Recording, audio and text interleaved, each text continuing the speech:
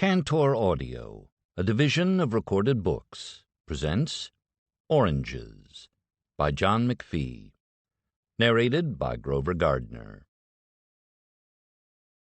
1. Oranges. The custom of drinking orange juice with breakfast is not very widespread, taking the world as a whole, and it is thought by many peoples to be a distinctly American habit. But many Danes drink it regularly with breakfast, and so do Hondurans, Filipinos, Jamaicans, and the wealthier citizens of Trinidad and Tobago. The day is started with orange juice in the Colombian Andes and, to some extent, in Kuwait. Bolivians don't touch it at breakfast time, but they drink it steadily for the rest of the day. The play lunch or morning tea that Australian children carry with them to school is usually an orange, peeled spirally halfway down with the peel replaced around the fruit. The child unwinds the peel and holds the orange as if it were an ice cream cone. People in Nepal almost never peel oranges, preferring to eat them in cut quarters, the way American athletes do. The sour oranges of Afghanistan customarily appear as seasoning agents on Afghan dinner tables. Squeezed over Afghan food, they cut the grease. The chamuti orange of Israel is seedless and sweet, has a thick skin, and grows in Hadera, Gaza, Tiberias, Jericho, the Jordan Valley, and Jaffa. It is exported from Jaffa, and for that reason is known universally beyond Israel as the Jaffa orange. The Jaffa orange is the variety that British people consider superior to all others, possibly because Richard the Lion-Hearted spent the winter of 1191–92 in the citrus groves of Jaffa. Citrus trees are spread across the North African coast, from Alexandria to Tangier, the city whose name was given to tangerines. Oranges tend to become less tart the closer they are grown to the equator, and in Brazil there is one kind of orange that has virtually no acid in it at all. In the principal towns of Trinidad and Tobago, oranges are sold on street corners. The vendor cuts them in half and sprinkles salt on them. In Jamaica, people have oranges, get down on their hands and knees, and clean floors with one half in each hand. Jamaican mechanics use oranges to clear away grease and oil. The blood orange of Spain, its flesh streaked with red, is prized throughout Europe. Blood oranges grow well in Florida, but they frighten American women. Spain has about 35 million orange trees, grows 6 billion oranges a year, and exports more oranges than any other country, including the United States.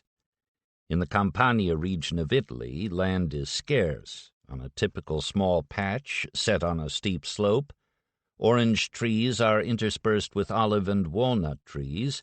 Grapes are trained to cover trellises overhead, and as many as 5 different vegetables are grown on the ground below. The overall effect is that a greengrocer's shop is springing out of the hillside. Italy produces more than 4 billion oranges a year, but most of its citrus industry is scattered in gardens of 1 or 2 acres. A Frenchman sits at the dinner table and, as the finishing flourish of the meal, slowly and gently disrobes an orange. In France, peeling the fruit is not yet considered an inconvenience. French preferences run to the blood oranges and the Thompson navels of Spain, and to the thick-skinned, bland Maltese, which the French import not from Malta but from Tunisia. France itself only grows about 400,000 oranges each year, almost wholly in the department of the Alpes-Maritimes. Sometimes Europeans eat oranges with knives and forks. On occasion they serve a dessert orange that has previously been peeled with such extraordinary care that strips of the peel arc outward like the petals of a flower from the separated and reassembled segments in the center. The Swiss sometimes serve oranges under a smothering of sugar and whipped cream. On a hot day in a Swiss garden, orange juice with ice is a luxurious drink. Norwegian children like to remove the top of an orange, make a little hole, push a lump of sugar into it, and then suck out the juice. English children make orange peel teeth and wedge them over their gums on Halloween. Irish children take oranges to the movies, where they eat them while they watch the show, tossing the peels at each other and at the people on the screen. In Reykjavik, Iceland, in greenhouses that are heated by volcanic springs, orange trees yearly bear fruit. In the New York Botanical Garden, 6 mature orange trees are growing in the soil of the Bronx. Their trunks are 6 inches in diameter, and they bear well every year. The oranges are for viewing and are not supposed to be picked. When people walk past them, however, they sometimes find them irresistible. The first known reference to oranges occurs in the second book of the 5 Classics, which appeared in China around 500 BC, and is generally regarded as having been edited by Confucius. The main course of the migration of the fruit, from its origins near the South China Sea, down into the Malay Archipelago, then on 4,000 miles of ocean current to the east coast of Africa, across the desert by caravan and into the Mediterranean basin, then over the Atlantic to the American continents, closely and sometimes exactly kept pace with the major journeys of civilization. There were no oranges in the Western Hemisphere before Columbus himself introduced them. It was Pizarro who took them to Peru. The seeds the Spaniards carried came from trees that had entered Spain as a result of the rise of Islam. The development of orange botany owes something to Vasco da Gama and even more to Alexander the Great. Oranges had symbolic importance in the paintings of Renaissance masters. In other times, at least 2 overwhelming invasions of the Italian peninsula were inspired by the visions of paradise that oranges engendered in northern minds. Oranges were once the fruit of the gods, to whom they were the golden apples of the Hesperides, which were stolen by Hercules. Then, in successive declensions, oranges became the fruit of emperors and kings, of the upper prelacy, of the aristocracy, and by the 18th century of the rich bourgeoisie. Another 100 years went by before they came into reach of the middle classes, and not until early in this century did they at last become a fruit of the community. Just after the Second World War, 3 scientists working in central Florida surprised themselves with a simple idea that resulted in the development of commercial orange juice concentrate.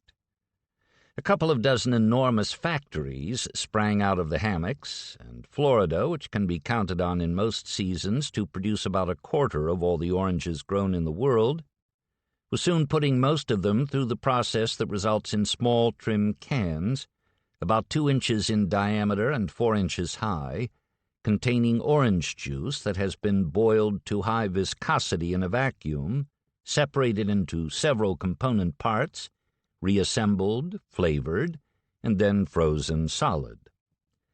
People in the United States used to consume more fresh oranges than all other fresh fruits combined, but in less than 20 years the per capita consumption has gone down 75%, as appearances of actual oranges in most of the United States have become steadily less frequent.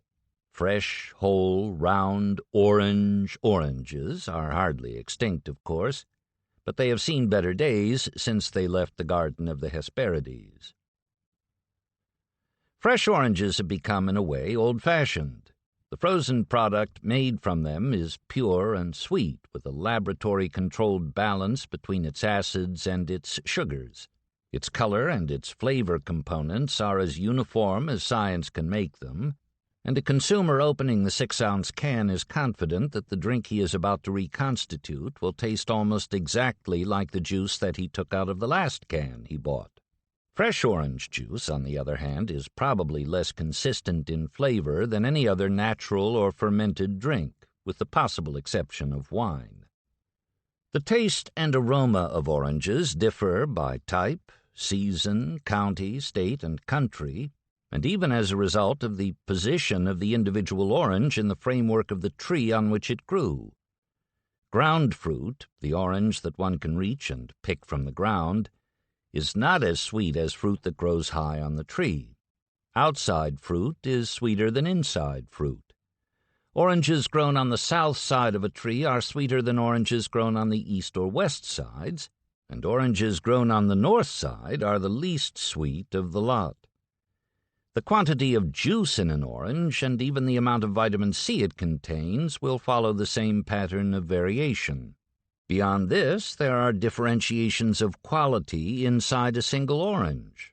Individual segments vary from one another in their content of acid and sugar. But that is cutting it pretty fine.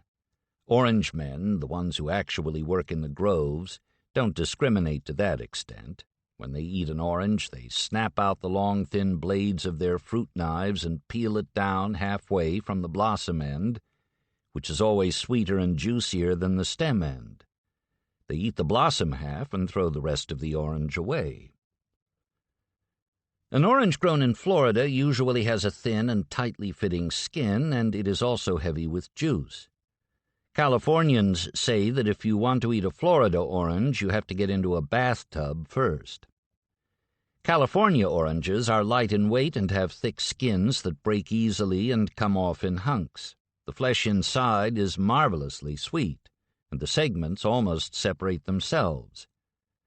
In Florida, it is said that you can run over a California orange with a 10-ton truck and not even wet the pavement. The differences from which these hyperboles arise will prevail in the two states even if the type of orange is the same. In arid climates, like California's, oranges develop a thick albedo, which is the white part of the skin. Florida is one of the 2 or 3 most rained-upon states in the United States. California uses the Colorado River and similarly impressive sources to irrigate its oranges, but of course irrigation can only do so much. The annual difference in rainfall between the Florida and California orange growing areas is 1,140,000 gallons per acre. For years, California was the leading orange state, but Florida surpassed California in 1942 and grows 3 times as many oranges now. California oranges, for their part, can safely be called 3 times as beautiful. The color of an orange has no absolute correlation with the maturity of the flesh and juice inside. An orange can be as sweet and ripe as it will ever be and still glisten like an emerald in the tree. Coolness, is what makes an orange orange. In some parts of the world, the weather never gets cold enough to change the color. In Thailand, for example, an orange is a green fruit, and traveling Thais often blink with wonder at the sight of oranges the color of flame. The ideal nighttime temperature in an orange grove is 40 degrees. Some of the most beautiful oranges in the world are grown in Bermuda, where the temperature, night after night, falls consistently to that level. Andrew Marvell's poem, wherein the remote Bermudas ride in the ocean's bosom unespied, was written in the 1650s and contains a description, from hearsay, of Bermuda's remarkable oranges, set against their dark foliage like golden lamps in a green night. Cool air comes down every night into the San Joaquin Valley in California, which is formed by the Coast Range to the west and the Sierra Nevadas to the east. The tops of the Sierras are usually covered with snow, and before dawn the temperature in the valley edges down to the frost point. In such cosmetic surroundings, it is no wonder that growers have heavily implanted the San Joaquin Valley with the Washington navel orange, which is the most beautiful orange grown in any quantity in the United States, and is certainly as attractive to the eye as any orange grown in the world. Its color will go to a deep, flaring cadmium orange, and its surface has a suggestion of coarseness, which complements its perfect ellipsoid shape. Among orange groups, the navel orange is an old one. In his Hesperides, or 4 books on the culture and use of the golden apples, Giovanni Battista Ferrari, a Sienese Jesuit priest of the 17th century, described it, saying, "This orange imitates to some extent the fertility of the tree which bears it, in that it struggles, though unsuccessfully, to reproduce the fruit upon itself. It is thus a kind of monster. Just beneath the navel-like opening in the blossom end of each navel orange, There is a small and more or less fetal orange, usually having 5 or 6 pithy segments. The navel strain that we know now originated in Bahia, Brazil, probably as a bud sport or mutation of the Brazilian Selecta orange. In 1870, an American Presbyterian missionary in Bahia was impressed by the seedlessness and rich flavor of this unusual orange with an umbilicus at its blossom end, and sent 12 nursery-sized trees to the United States Department of Agriculture in Washington. The department propagated the trees and sent the progeny to anyone who cared to give them a try. In 1873, Mrs. Luther C. Tibbetts of Riverside, California, wrote for a pair of trees, got them, and planted them in her yard. Mrs. Tibbetts's trees caught the attention of her neighbors and, eventually, of the world. From them have descended virtually every navel orange grown anywhere on Earth today, including the Carter, the Golden Nugget, the Surprise, the Golden Buckeye, the Robertson, and the Thompson. The patriarchal one should by rights be called the Bahia, but merely because of its brief residence in the District of Columbia, it has been known for 96 years as the Washington navel orange. In the United States, in a typical year, around 25 billion oranges are grown. These include, among others, Maltese ovals, Pope Summers, nonpareils, rubies, Sanford bloods, early oblongs, magnum bonums, St. Michael's, Mediterranean sweets, lamb summers, blue gimgongs, Drake stars, whites, Whitakers, Weldons, Starks, Osceolas, Majorcas, Homosassus, Enterprises, Arcadias, Circassians, Centennials, Fosters, Dillers, Bessies, and Boons, but not, in all of these cases, in any appreciable quantity. Actually, one variety alone constitutes fully half of the total crop.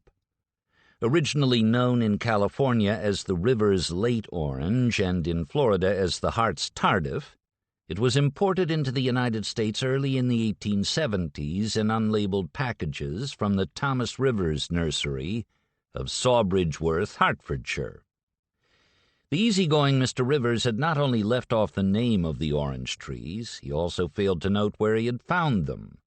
They grew to be big, vigorous trees that bore remarkable quantities of almost seedless fruit containing lots of juice, which had a racy tartness in delicious proportion to its ample sugars. As supposedly different varieties, the trees were already beginning to prosper when an orange grower from Spain, traveling in California, felt suddenly at home in a grove of the so-called River's Lates. "That," said the Spanish grower, clearing up all mysteries with one unequivocal remark, "is the late orange of Valencia." Out of the bewildering catalogue of orange varieties and strains, the Valencia has emerged in this century as something close to a universal orange. It is more widely and extensively planted than any other. From Florida and California and Central and South America to South Africa and Australia, Valencias grow in abundance in nearly all the orange centers of the world, except Valencia. Having given the world the most remunerative orange yet known, Spain now specializes in its celebrated strains of bloods and navels. Only 2% of the Spanish crop are Valencias, and perhaps only half of that comes from the groves of Valencia itself. Much of the remainder grows in old, untended groves near Seville, where cattle wander through and munch oranges on the trees on either bank of the Guadalquivir. The Valencia is a spring and summer orange, and the Washington navel ripens in the fall and winter. The two varieties overlap twice with perfect timing in California, where together they are almost all of the total crop, and the orange industry there never stops. In Florida, the Valencia harvest begins in late March and ends in June, and for about 4 months there is no picking. Florida grows few navel oranges, somewhat to the state's embarrassment. Florida growers tried hard enough some 70 or 80 years ago, But the Washington navel, in the language of pomology, proved to be too shy a bearer there. Instead, to meet the fall and winter markets, Florida growers have a number of locally developed early varieties to choose from, and in the main they seem to prefer three: the pineapple orange, the Parson Brown, and the Hamlin. The pineapple developed in the 1870s and was so named because its full, heavy aroma gave packing house employees the feeling that they were working in Hawaii rather than in Florida. The pineapple is fairly seedy, usually containing about a dozen seeds, but it is rich in flavor, loaded with juice, and pretty to look at, with its smooth-textured, bright orange skin and its slightly elongated shape. The skin is weak, though, and highly subject to decay. Most oranges, with appropriate care, will live about a month after they are picked. Pineapple oranges don't have anything like that kind of stamina. The Temple orange and the Mercat honey orange, which are not actually oranges, ripen at the same time that pineapples do. They are natural hybrids, almost certainly tangeurs, half orange, half tangerine, and they are so sweet that people on diets sometimes eat them before dinner in order to throttle their appetites. Oranges float, but these have so much sugar in them that if you drop one into a bucket of water, it will go straight to the bottom. Mercats were named for Charles Mercat Smith, one of the first men to propagate them. Advertisements have from time to time claimed that Temple oranges were native to the Orient and sacred to a little-known sect of the Buddhist faith, and the seeds from which Florida's trees eventually sprang were stolen from a temple against the resistance of guardian priests. Temple oranges are, in fact, named for William Chase Temple, who long ago was general manager of the Florida Citrus Exchange. Parson Nathan L. Brown was a Florida clergyman who grew oranges to supplement his income. The seedy, pebble-skinned orange that now carries his name was discovered in his grove about 100 years ago. It tends to have pale yellow flesh and pale yellow juice, for in general the color of orange juice is light among early-season oranges, deeper in mid-season varieties, and deeper still in late ones. The seedless, smooth-skinned Hamlin, also named for a Florida grove owner, ripens in October, ordinarily about 2 weeks ahead of the Parson Brown. Both Hamlins and Parson Browns, when they are harvested, are usually as green as grass. They have to be ripe because an orange will not continue to ripen after it has been picked. Many other fruits, apples and pears for example, go on ripening for weeks after they leave the tree. Their flesh contains a great deal of starch, and as they go on breathing, all fruit breathes until it dies and should be eaten before it is dead, they gradually convert the starch to sugar. When oranges breathe, there is no starch within them to be converted. Whatever sugars, acids, and flavor essences they have were necessarily acquired on the tree. Hence an advertisement for tree-ripened oranges is essentially a canard. There is no other way to ripen oranges. It is against the law to market oranges that are not tree-ripened, that is to say, oranges that are not ripe. Women see a patch or even a hint of green on an orange in a store, and they seem to feel that they are making a knowledgeable decision when they avoid it. Some take home a can of concentrated orange juice instead. A good part, if not all, of the juice inside the can may have come from perfectly ripe, bright green oranges. Some oranges that become orange while they are still unripe may turn green again as they ripen. When cool nights finally come to Florida around the first of the year, the Valencia crop is fully developed in size and shape, but it is still 3 months away from ripeness. Sliced through the middle at that time, a Valencia looks something like a partitioned cupful of rice, and its taste is overpoweringly acid. But in the winter coolness, the exterior surface turns to bright orange, and the Valencia appears to be perfect for picking. Warm nights return, however, during the time of the Valencia harvest. On the trees in late spring, the Valencias turn green again, growing sweeter each day and greener each night. 2. Orange Men.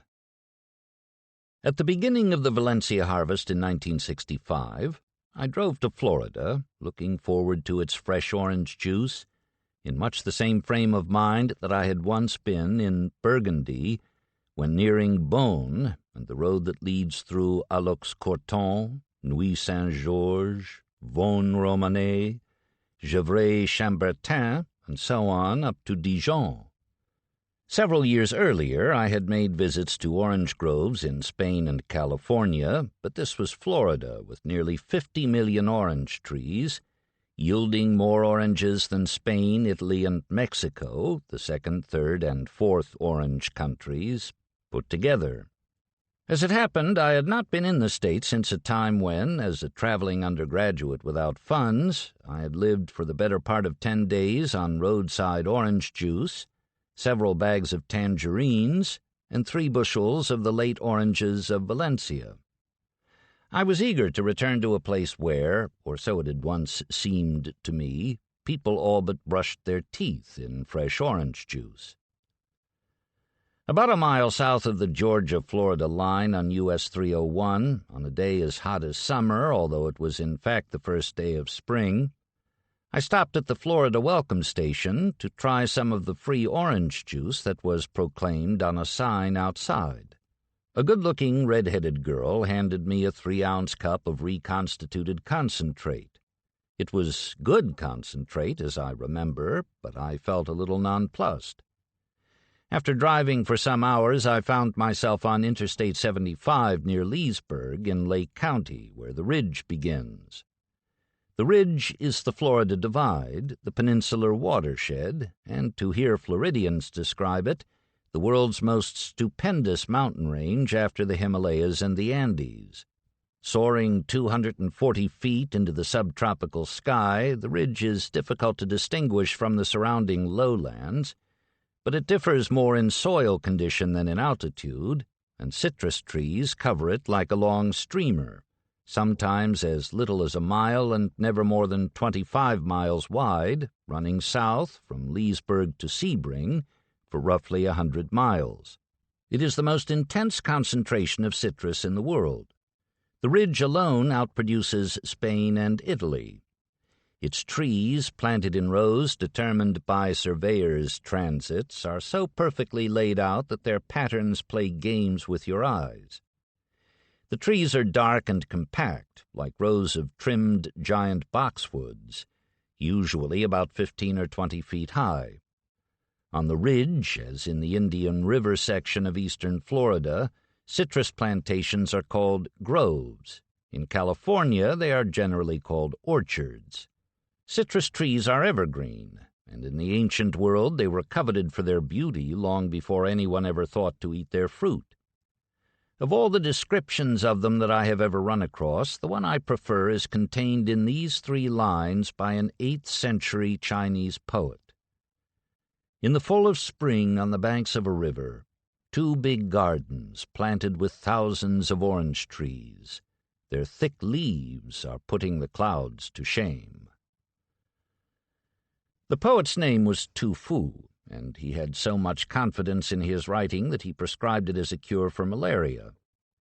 Beyond those 3 lines, I am unfamiliar with Tu Fu's canon, but I believe in him, or at least I did that morning at the beginning of the Ridge, where the orange trees were shaming the clouds and the air was sedative with the aroma of blossoms. Valencia trees, unlike all other orange trees, are in bloom and in fruit at the same time. So most of the trees in every direction were white and green and orange all at once. After leaving Interstate 75, I noticed a sign on a roadside eating place that had originally said fresh orange juice. The word fresh had been painted over with white paint, but was still showing through. I dropped in briefly at the Florida Citrus Commission in Lakeland and was invited to have a cup of orange juice, which came out of a dispenser in the front lobby. It was concentrate. While I was there, I heard the story of the day they first demonstrated the fresh juice machine that was used in the Florida Pavilion at the 1964-65 New York World's Fair. The thing was set up in the Citrus Commission lobby, filled with fresh oranges, and switched on. As it began to split the oranges and squeeze out pitcher after pitcher full of fresh orange juice, word spread through the building, and employees of the Citrus Commission poured out of their offices and into the lobby, where they drank every drop the machine produced. The next day the machine was crated and sent to New York. People at the Citrus Commission were still talking about it more than a year later, and probably they still are. Drinking that juice was a real novelty, one man told me. It was a real party. Everybody was smiling. In Winter Haven, which is on the ridge and about equidistant from either end, I took a room in a motel on the edge of an orange grove. Next door was a restaurant with orange trees full of fruit spreading over its parking lot. I went in for dinner, and since I would be staying for some time and this was the only restaurant in the neighborhood, I checked on the possibility of fresh juice for breakfast.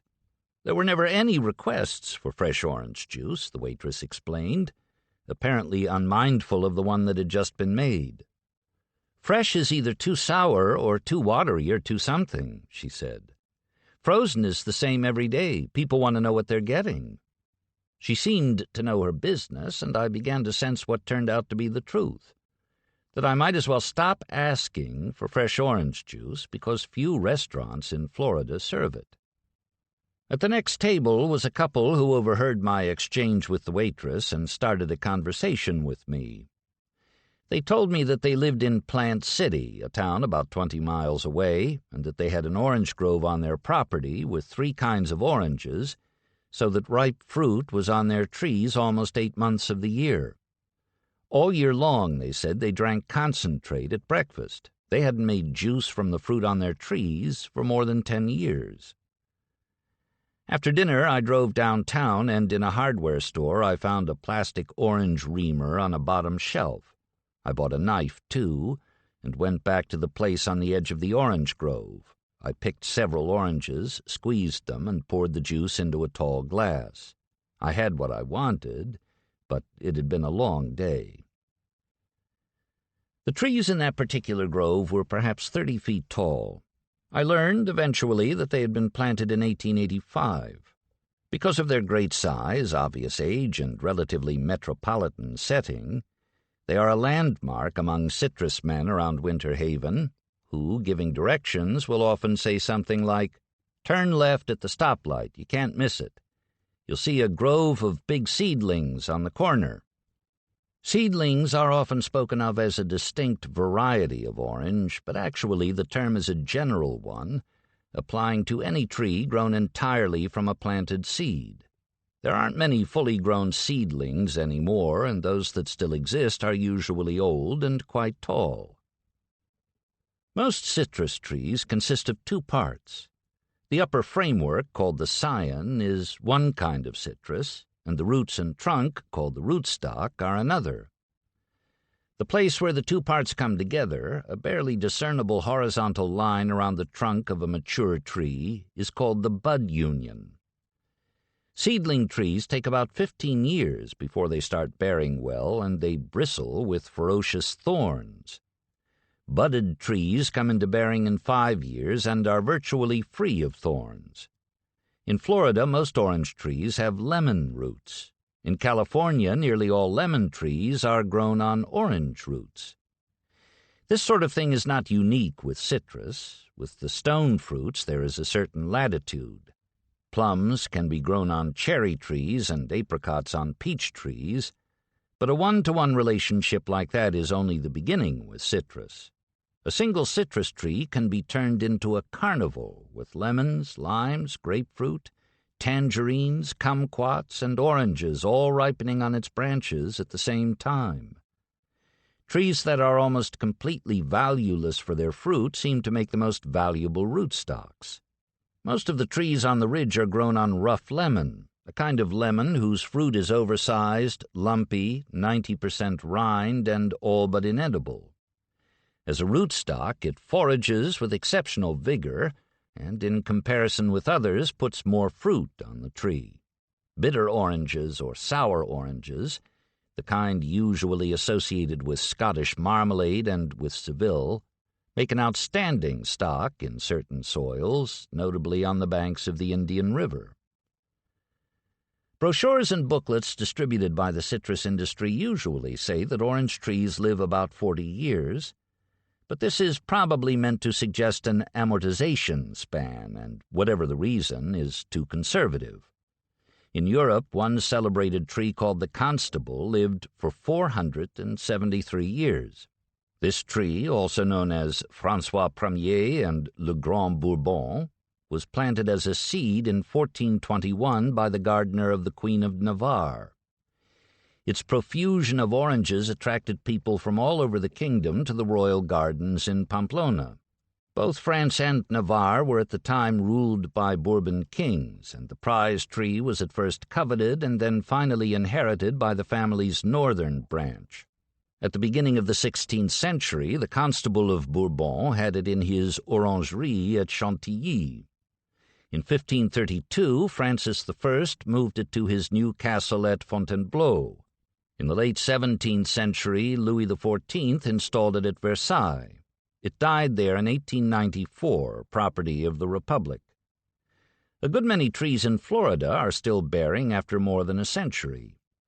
Hence, that 80-year-old grove in Winter Haven is not particularly ancient or notable, except for the fact that so many experts seem to think, apparently because of the unusual height of the trees, that it is a seedling grove. The trees are, in fact, Valencias and pineapples on rough lemon. The man who told me this was in a good position to know, since his family owns the grove, and he himself runs one of the state's most successful citrus nurseries. His name is William G. Adams, and when I called his office to introduce myself and ask if I could visit the nursery, he said, "Fine, I'll be right over to pick you up." He happened to be driving a helicopter when he arrived. We flew at 500 feet over grove after grove, covering some 15 miles from Winter Haven to his acreage near Haines City.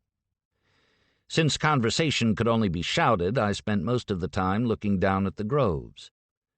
The most striking thing about them from the air, after the unvarying precision of the planting patterns, was the difference between orange and grapefruit trees.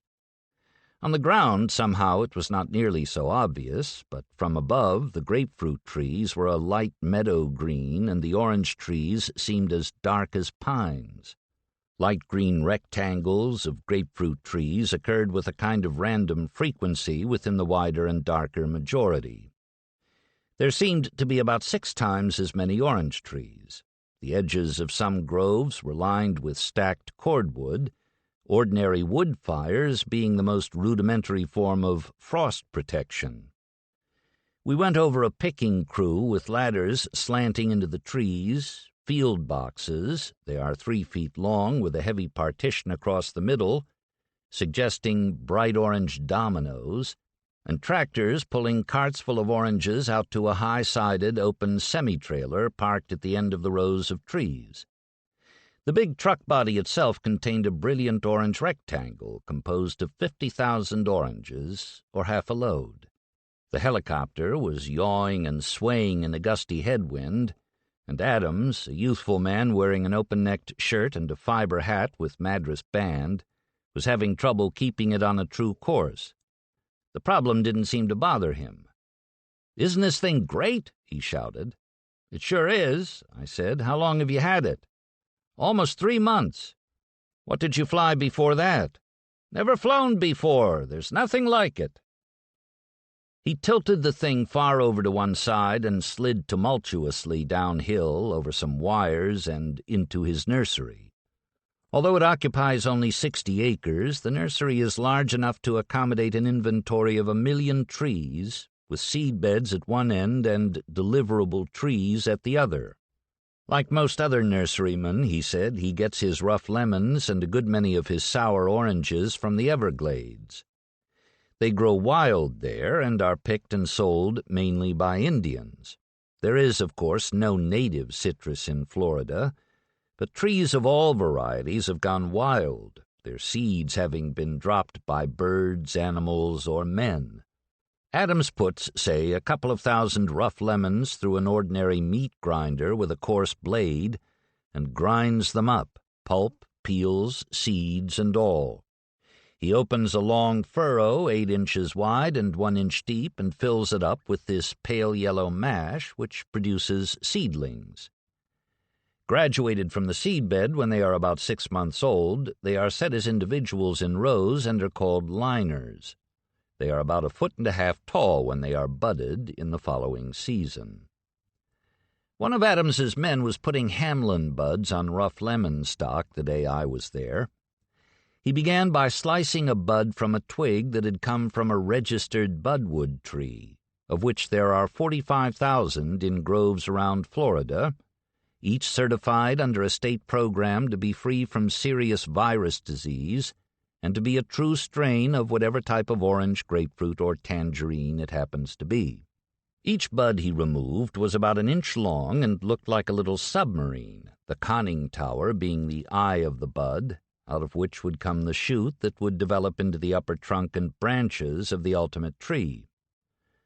A few inches above the ground he cut a short vertical slit in the bark of a rough lemon liner.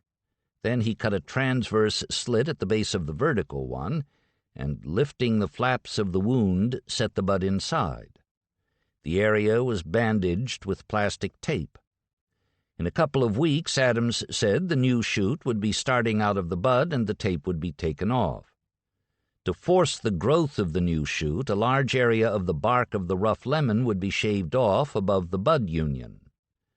2 months after that, the upper trunk, branches, and leaves of the young rough lemon tree would be cut off altogether, leaving only a 3-inch stub coming out of the earth, thick as a cigar, with a small shoot and a leaf or two of the Hamlin flippantly protruding near the top. Another year goes by before the scion is, in the language of the business, grove-ready. Adams and I walked down to the far end of the nursery to inspect some of his grove-ready trees. On the way, he told me that he was born in Lakeland and had studied aeronautical engineering at Georgia Tech, but on coming out of the Navy in 1946, he had decided to go into the citrus business. He started his own nursery in a corner of a grove his father owned in Alturas and moved it to Haines City in 1960. The bud unions of his grove-ready trees resembled knees, badly crippled. In a few years, the widening trunks would smooth them out. Meanwhile, Adams would sell the trees for something close to $2 apiece, planted. He guessed that he would sell 200,000 by the end of the year. At Lake Alfred, about 5 miles north of Winter Haven, the University of Florida maintains a citrus experiment station, which, with the important parallel efforts of a substation in eastern Florida, of other pomologists at the university itself in Gainesville, and of the much smaller United States Horticultural Station in Orlando, offers a kind of intelligence service for the citrus industry. The experiment station has 65 scientists working on everything from flavor and color to post-harvest diseases, mechanized picking, and the biochemistry of citrus metabolism. When the respiration of an orange is under surveillance there, the orange breathes into an apparatus that resembles a heart-lung machine. In the station compound, which is surrounded by orange groves, are 5 buildings, including a miniature fresh fruit packing house, a pocket concentrate plant, and a citrus library of 100,000 titles, most of which are, of course, reprints of papers from scientific journals.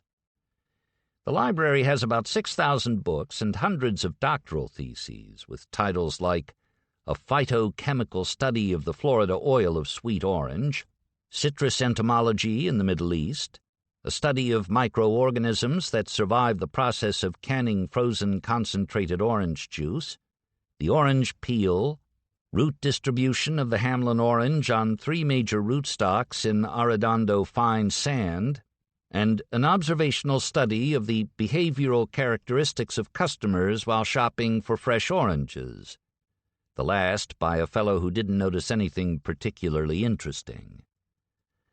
I went to the experiment station soon after I had arrived in Florida and returned at least a dozen times.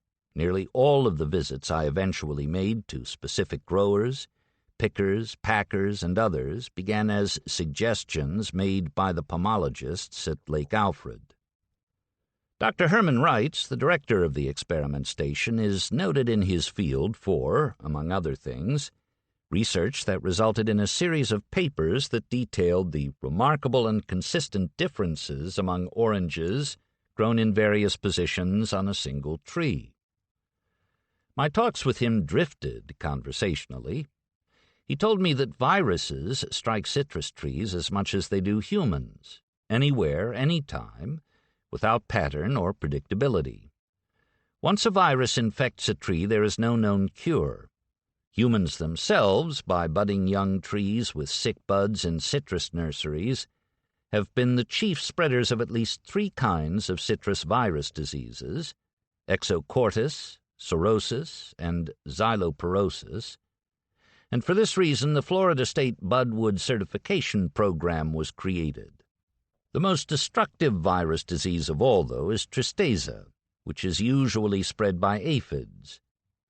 In South America, a few years ago, 20 million citrus trees were killed by tristeza. The disease particularly affects trees which grow on sour orange rootstock. What kills them is a kind of arterial occlusion, in which food particles coming up through the roots and trunk are blocked at the bud union. Growers in Florida don't have to worry about tristeza very much at the moment. Although aphids by the trillion crawl all over their trees, the particular kind that carries the worst form of the disease is not present in Florida, yet.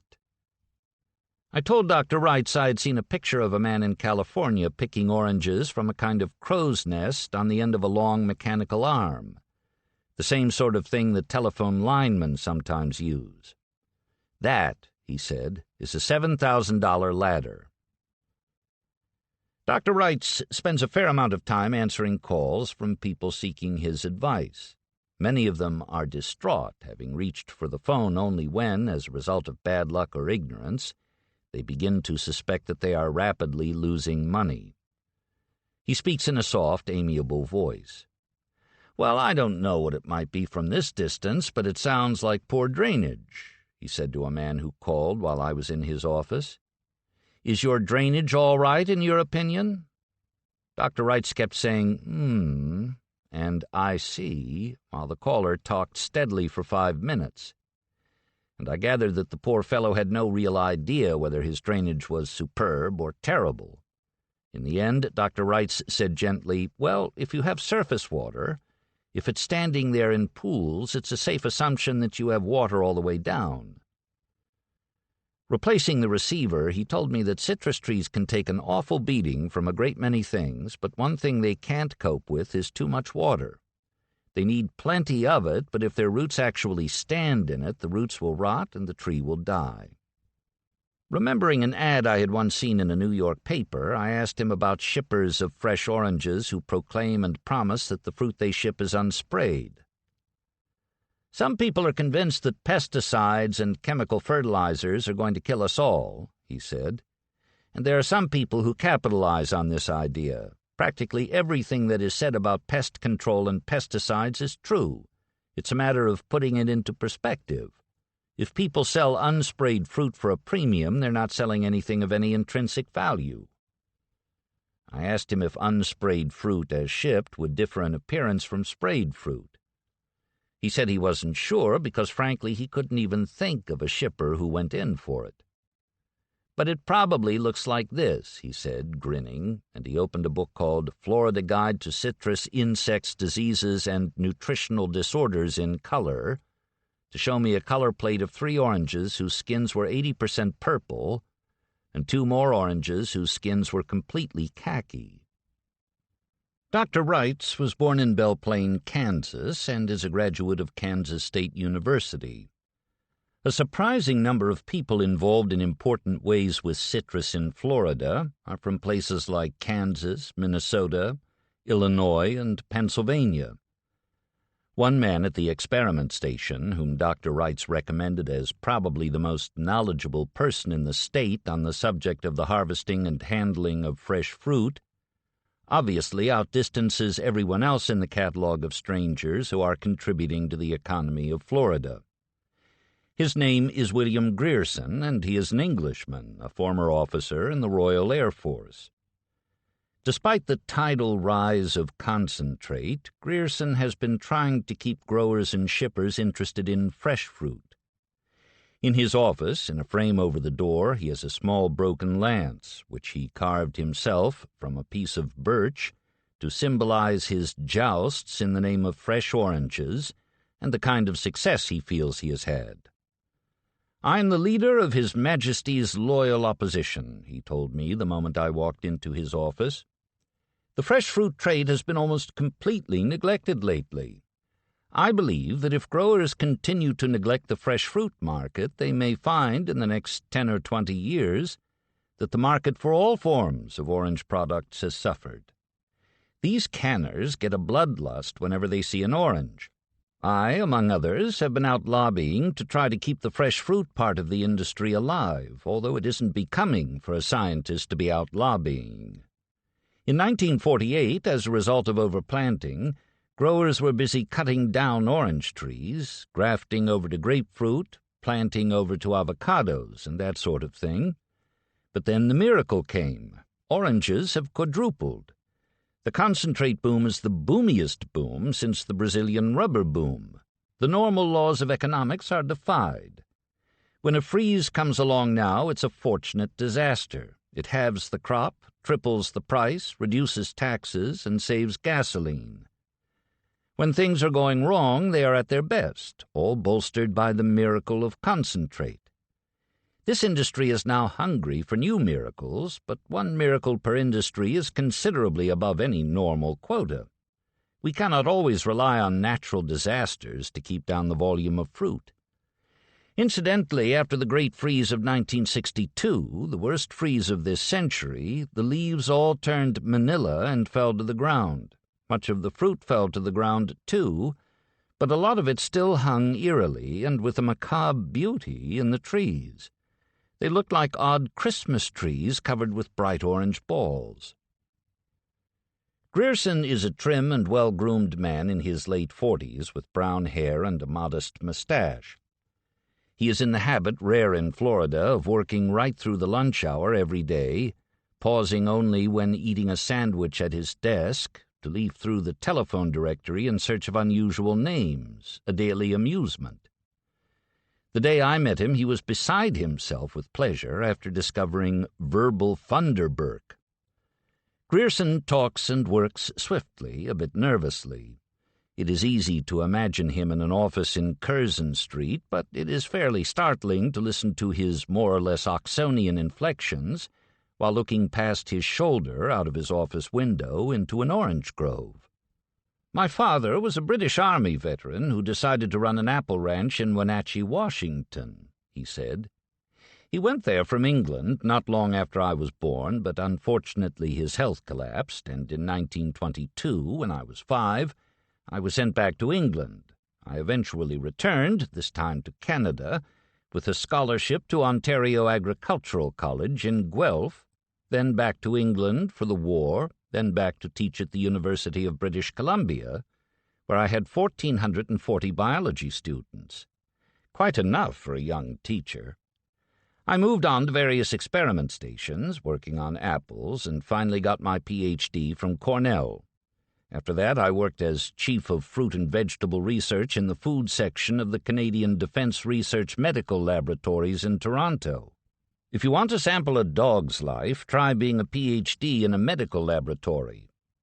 I came here in 1952. Citrus is fascinating, and in Florida you don't have to dress in an ornamental manner." He was wearing a white short-sleeved shirt, open at the collar. "A citrus fruit is, botanically, a berry," he went on. "Did you know that? A special kind of berry called a Hesperidium. Many berry-type fruits are full of seeds, but they don't have to be. Citrus is monoecious. Both sexes are in the same blossom.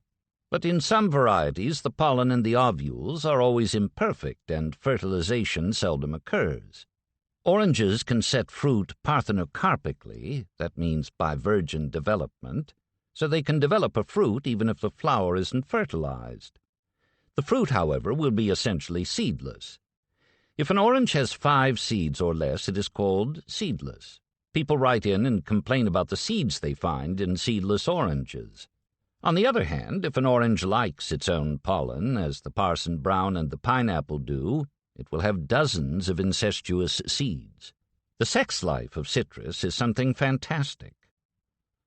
Citrus scientists have difficulty finding the property lines between varieties and between species and hybrids. One astonishing illustration of this came as the result of an attempt at the United States Horticultural Station in Orlando, Florida, to grow a virus-free Persian lime. This is the kind of lime, almost perfectly seedless, that goes into everybody's gin and tonic. About 15 years ago, many Persian lime trees in Florida were affected by a virus that was drastically shortening their lives. The most common way to create a virus-free strain of a citrus fruit is to plant a seed, since a parent's virus is not transmitted to its seedlings. Persian limes contain so few seeds, however, that the researchers, Philip C. Reese and J.F.L. Childs, cut up 1,885 Persian limes and found no seeds at all. So they went to a concentrate plant and filled 2 dump trucks with pulp from tens of thousands of Persian limes which had just been turned into limeade. Picking through it all by hand, they found 250 seeds and planted them. Up from those lime seeds came sweet orange trees, bitter orange trees, grapefruit trees, lemon trees, tangerines, lime quats, citrons, and 2 seedlings which proved to be Persian limes. Ordinarily, a citrus seed will tend to sprout a high proportion of something called nucellar seedlings, which are asexually produced and always have the exact characteristics of the plant from which the seed came. The seeds of the Persian limes, however, sent up a high proportion of zygotic seedlings, meaning seedlings which arise from a fertilized egg cell. If zygotic seedlings came from parents which are true species, the seedlings will always, quite obviously, resemble one or the other parent or both. If zygotic seedlings come from parents which are hybrids, they can resemble almost any kind of citrus ever known. The Persian lime itself is probably a natural hybrid. The trees that grew from Reese's and Childs's lime seeds are still young, and they copiously produce their oranges and lemons, grapefruit and tangerines every year. The lemons are a type that are not grown, except perhaps in a laboratory, within 3,000 miles of Orlando. However, most pomologists who are familiar with this story think that it has only one truly remarkable aspect.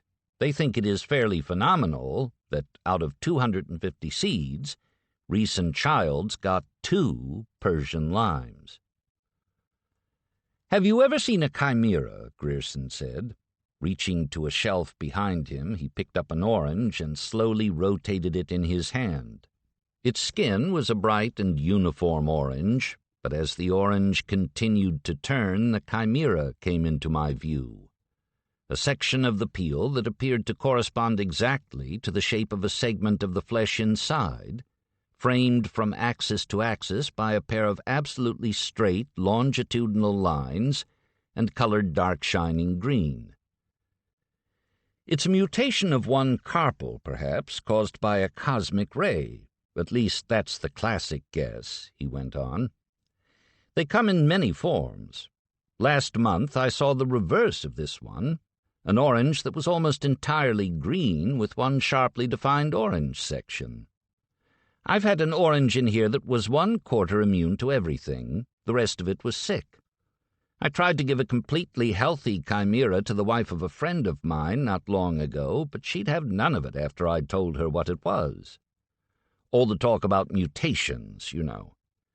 There is more total weight of citrus fruit each year than of any other tree fruit in the United States, but very little research, actually. There are citrus experiment stations here and in Riverside, California, and in Weslaco, Texas, but that's about all in this country.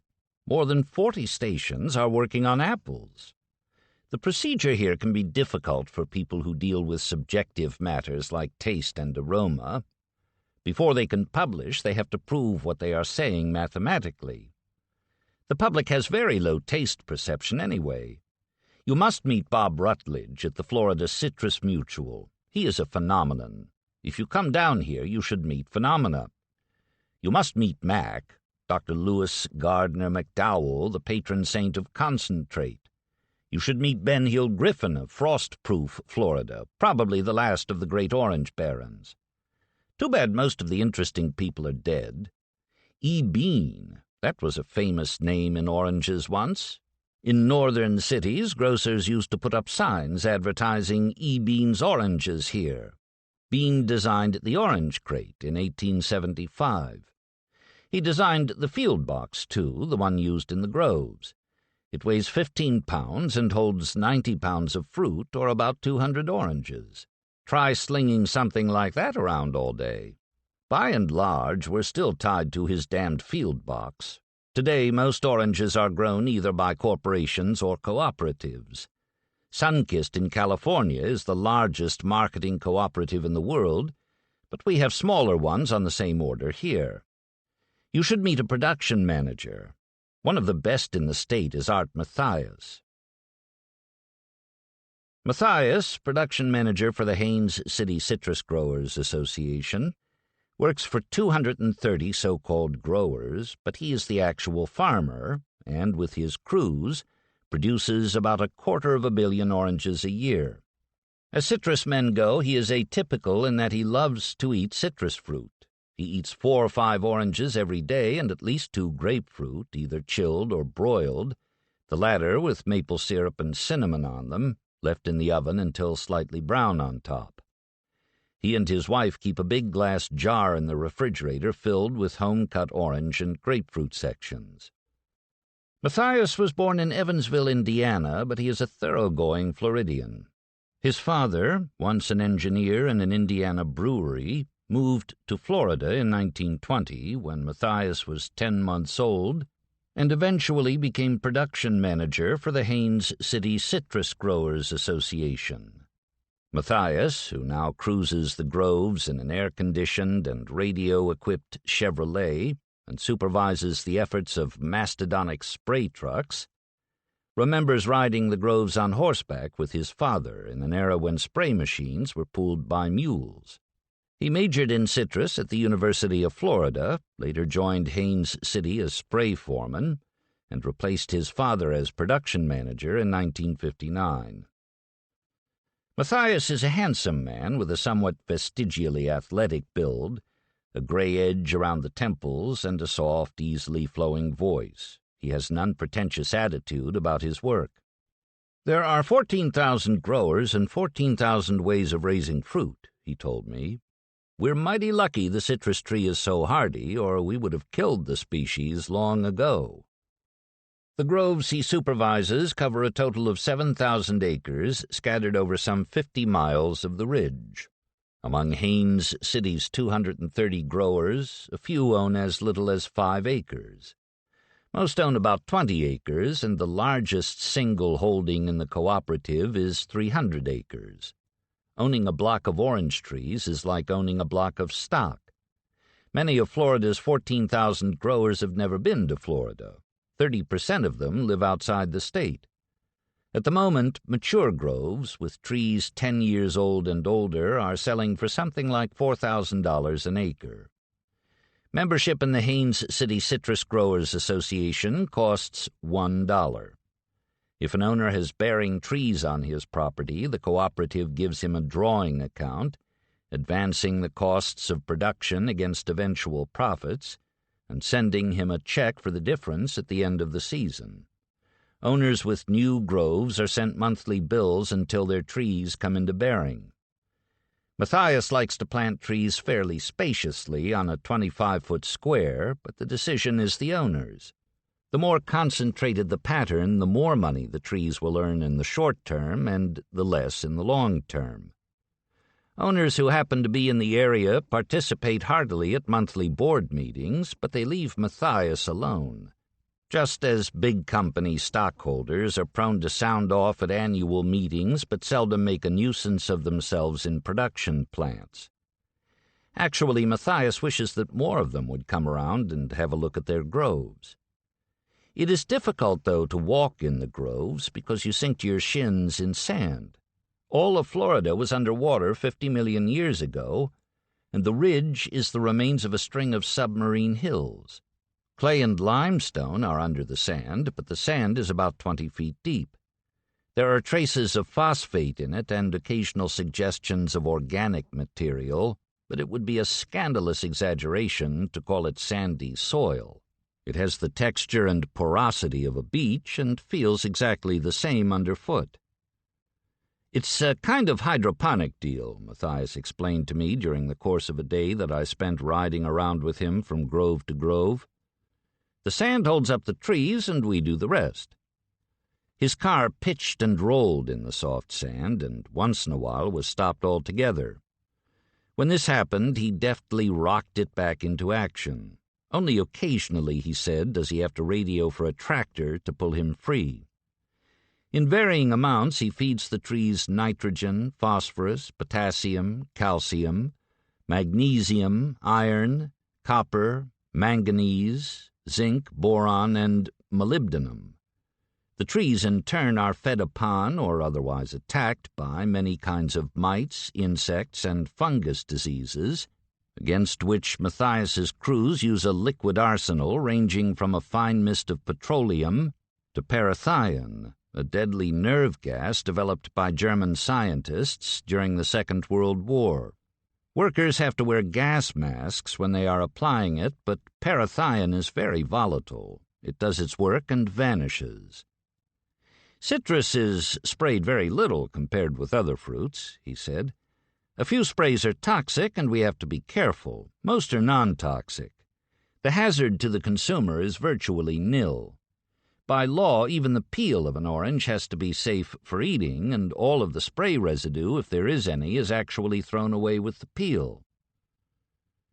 During the course of the day, Matthias got out of the car several times to correct the technique of men who were spraying young trees, taking off his glasses, putting on a hat, and walking into the fringes of a wet gale of copper fungicide, zinc, manganese, borax, and chlorobenzolate. Matthias has to mount campaigns against rust mites, red mites, six-spotted mites, Texas citrus mites, mealy bugs, cottony cushion scales, soft scales, black scales, Florida wax scales, purple scales, Florida red scales, snow scales, yellow scales, dictyospermum scales, chaff scales, white flies, whitefly fungi, aphids, plant bugs, orange dog caterpillars, Mediterranean fruit flies, melanose, and citrus scab, to name a few. The problem sometimes becomes complex. Rust mite, for example, is a creature that gives an unappealing rusty color to an orange. Rust mite is controlled with sulfur-based miticides. But if the weather happens to be hot after a sulfur spray, oranges will get something called sulfur burn, which looks more or less like the effects of rust mite. Sometimes Matthias has 72 hours to stop an infestation, of aphids, for example, or it is too late. Some foes attack underground, most notably the burrowing nematode, a small worm that is the author of a disease called the spreading decline. The nematode feeds on small roots and increasingly cuts off the food supply of the tree, which dies slowly from the top down as more and more skeletal branches appear each year and the amount of fruit steadily decreases. When people in Florida are feeling depressed and miserable with some unspecific malady, they sometimes tell one another that they have the spreading decline. Since no one has yet found a way to kill the nematodes without killing the tree, decline brings economic disaster. Whole groves of affected trees and a surrounding margin of healthy trees often have to be bulldozed into a great pyre and burned. After the land they stood on is fumigated, it must be left empty for 3 years. As we drove along, Matthias would now and again point to areas full of half-dead trees and say, "Decline." Some were all but leafless and looked like northern apple trees in February. Once we were on a secondary road moving along between healthy, thick-foliaged orange groves, when perhaps 50 acres of treeless land suddenly came into view, covered with new houses, all of which looked alike. "Decline," Matthias explained. Lightning kills as many orange trees as any disease. Central inland Florida has more thunderstorms than any other area in the United States, and there is not much on the ridge for the bolts to strike except the trees. Wind damages oranges. Whipping branches against one another, it can put a minute scratch on a new tiny orange that will develop into a blemish covering a large area of the mature fruit. It is possible that the gusty blasts of spray machines cause as much wind damage as wind itself. Considering the enemies of citrus as a whole, it is no wonder that the trees people keep in their yards for ornamental effect seemed, to me, to be the sorriest-looking trees in the state. For the most part, the trees of the commercial groves are beautiful things that shine with health. They are pruned with enormous machines that move along the middles, the lanes between rows of trees, and with big circular saws trim the trees until they are hedged and topped with such uniformity that the ridge itself seems to be a macrocosmic reproduction of the gardens at Chenonceau or Viandry. Abruptly turning off a road and into a grove, Matthias drove about 100 yards and stopped at the brink of a conical pit that was at least 100 feet across and about 40 feet deep. Valencia trees around the rim tilted crazily over the edge, part of their roots protruding into the air, bleached white by the sun. Fruit nonetheless hung from the limbs of these trees, and some of it had dropped and piled up far below among new scrub pine trees.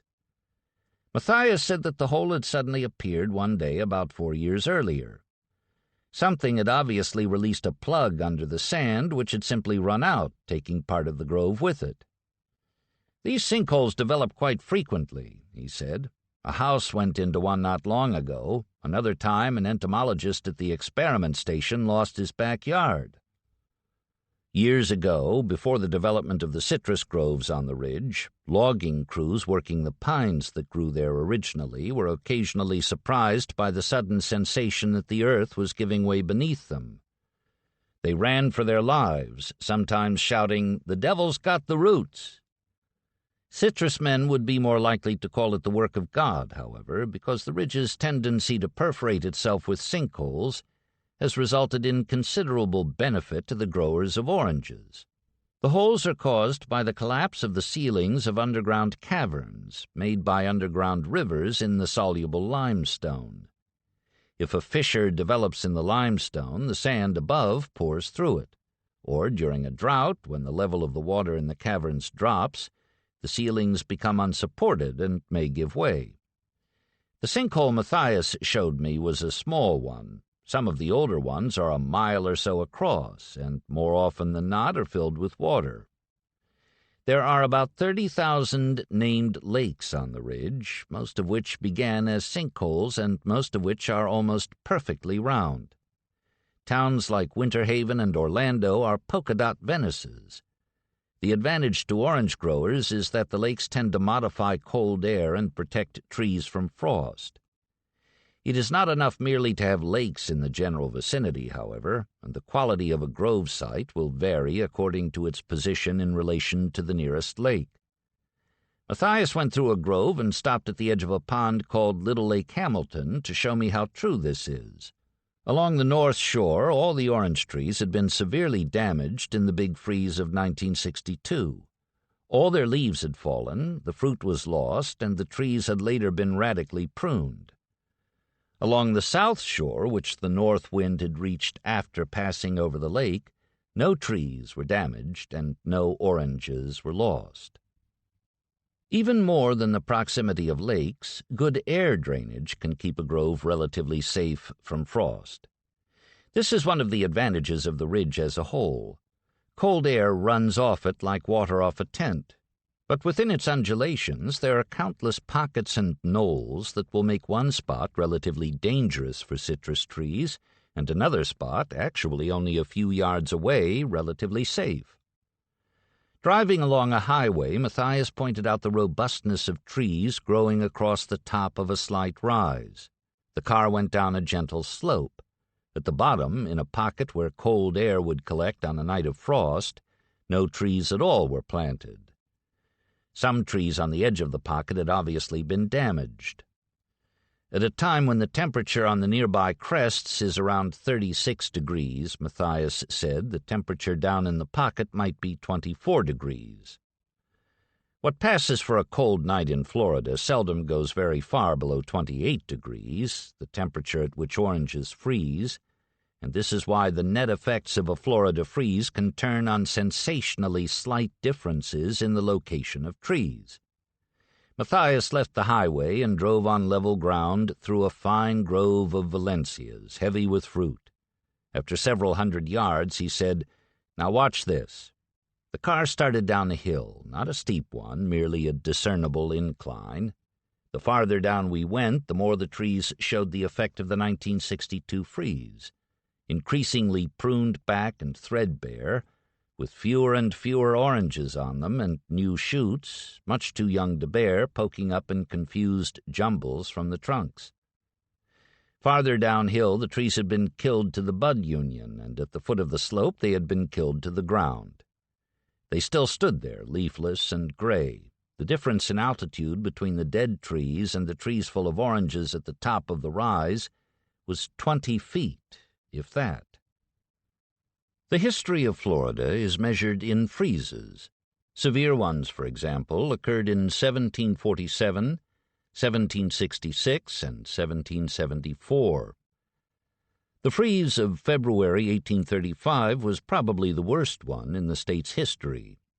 But because more growers were affected, the Great Freeze of 1895 seems to enjoy the same sort of status in Florida that the blizzard of '88 once held in the north. Temperatures on the ridge on February 8, 1895, went into the teens for much of the night. It is said that some orange growers, on being told what was happening out in the groves, got up from their dinner tables and left the state. In the morning, it was apparent that the Florida citrus industry had been virtually wiped out. The groves around Keystone City and Polk County, however, went through the freeze of 1895 without damage. Slightly higher than anything around it and studded with sizable lakes, Keystone City became famous, and people from all over the ridge came to marvel at this Garden of Eden in the middle of the new wasteland. The citizens of Keystone City changed the name of their town to Frostproof. The 20th century has had numerous severe freezes, but no great one until 1962, when, on the night of December 11th, northwesterly winds carried a mass of gelid air down from the Arctic with such speed, 1,000 miles a day, that the temperatures were still at the killing level when the cold reached Florida. It lasted 4 nights, and at its coldest was cold enough to split the bark of trees, causing a sound like repeated rifle shots. During much of that great freeze, Matthias told me, a fairly stiff wind was blowing. Driving north through a grove, he pointed out that seen from the south side, the trees appeared to have been completely unaffected. Then he turned the car around and drove the other way, and the same trees looked ragged, battered, and half alive. The worst night was December 13th, when the temperature in some parts of the ridge stayed below 20 degrees for as much as 4.5 hours, and even Frostproof recorded a minimum for the night of 24 degrees. Nearly 8 billion oranges were lost in Florida. So many trees were either damaged or killed that the ultimate effect was to cut the state's production in half. Immediate losses of ripe fruit on the trees would have been even greater after the 1962 freeze if there had not been a slow thaw, which enabled citrus men to harvest millions of frozen oranges and rush them to concentrate plants for processing. If freezing air moves into groveland on a relatively calm winter night with an open sky above, The temperature can be, say, 26 degrees at ground level and 34 degrees just above the tops of the trees. Because of this phenomenon, known as temperature inversion, some groves have wind machines, great engines supported on towers with something like an airplane propeller mounted on them to mix the cold, low air with the warmer air above. Wind machines are useless on windy nights and effective only in relatively mild freezes.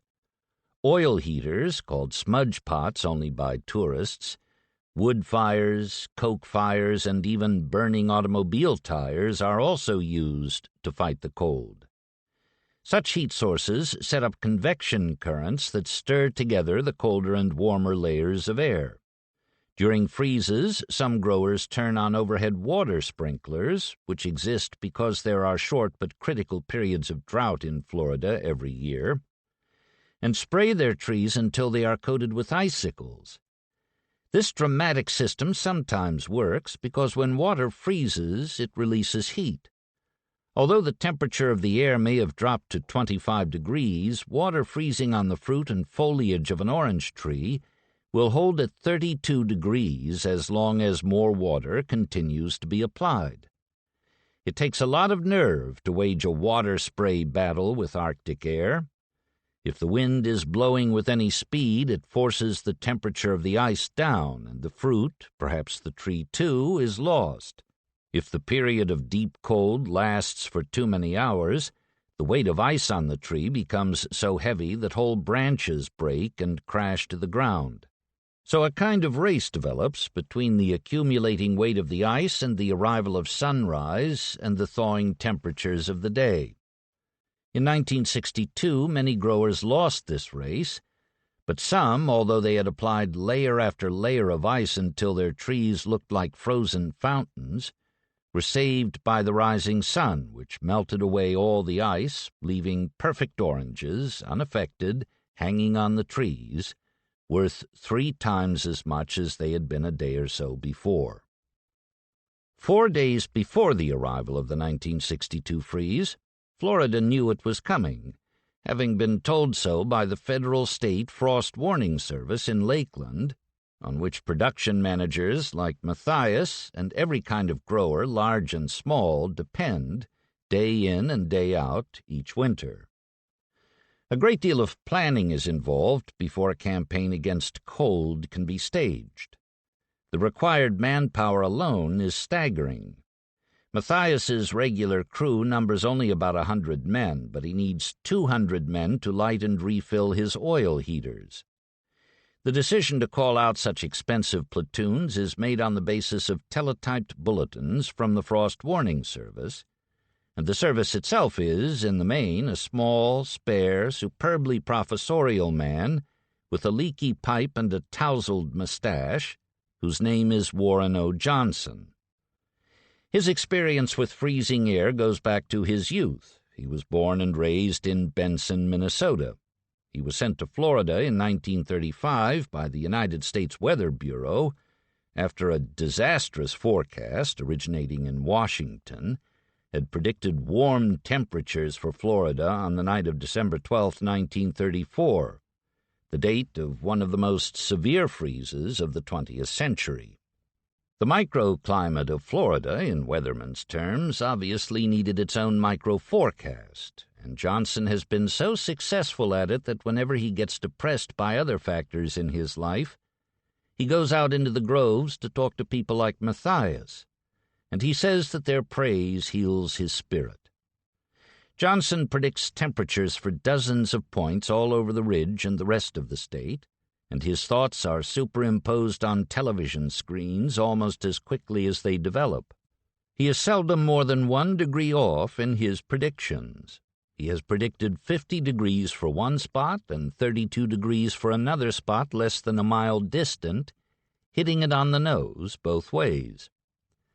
When he says that there is going to be a hard freeze, 26 degrees or lower for 4 hours or more, growers who have heating equipment get going. He tells them how low the temperature will go and for how long, how fast it will drop, when it will hit 28 degrees, what the differences are likely to be in their area between high and low ground, how calm the night will be, how much frost deposit will come with the cold, what changes in the weather to expect during the night, what temperatures to plan for the next night, and how long the overall snap will last.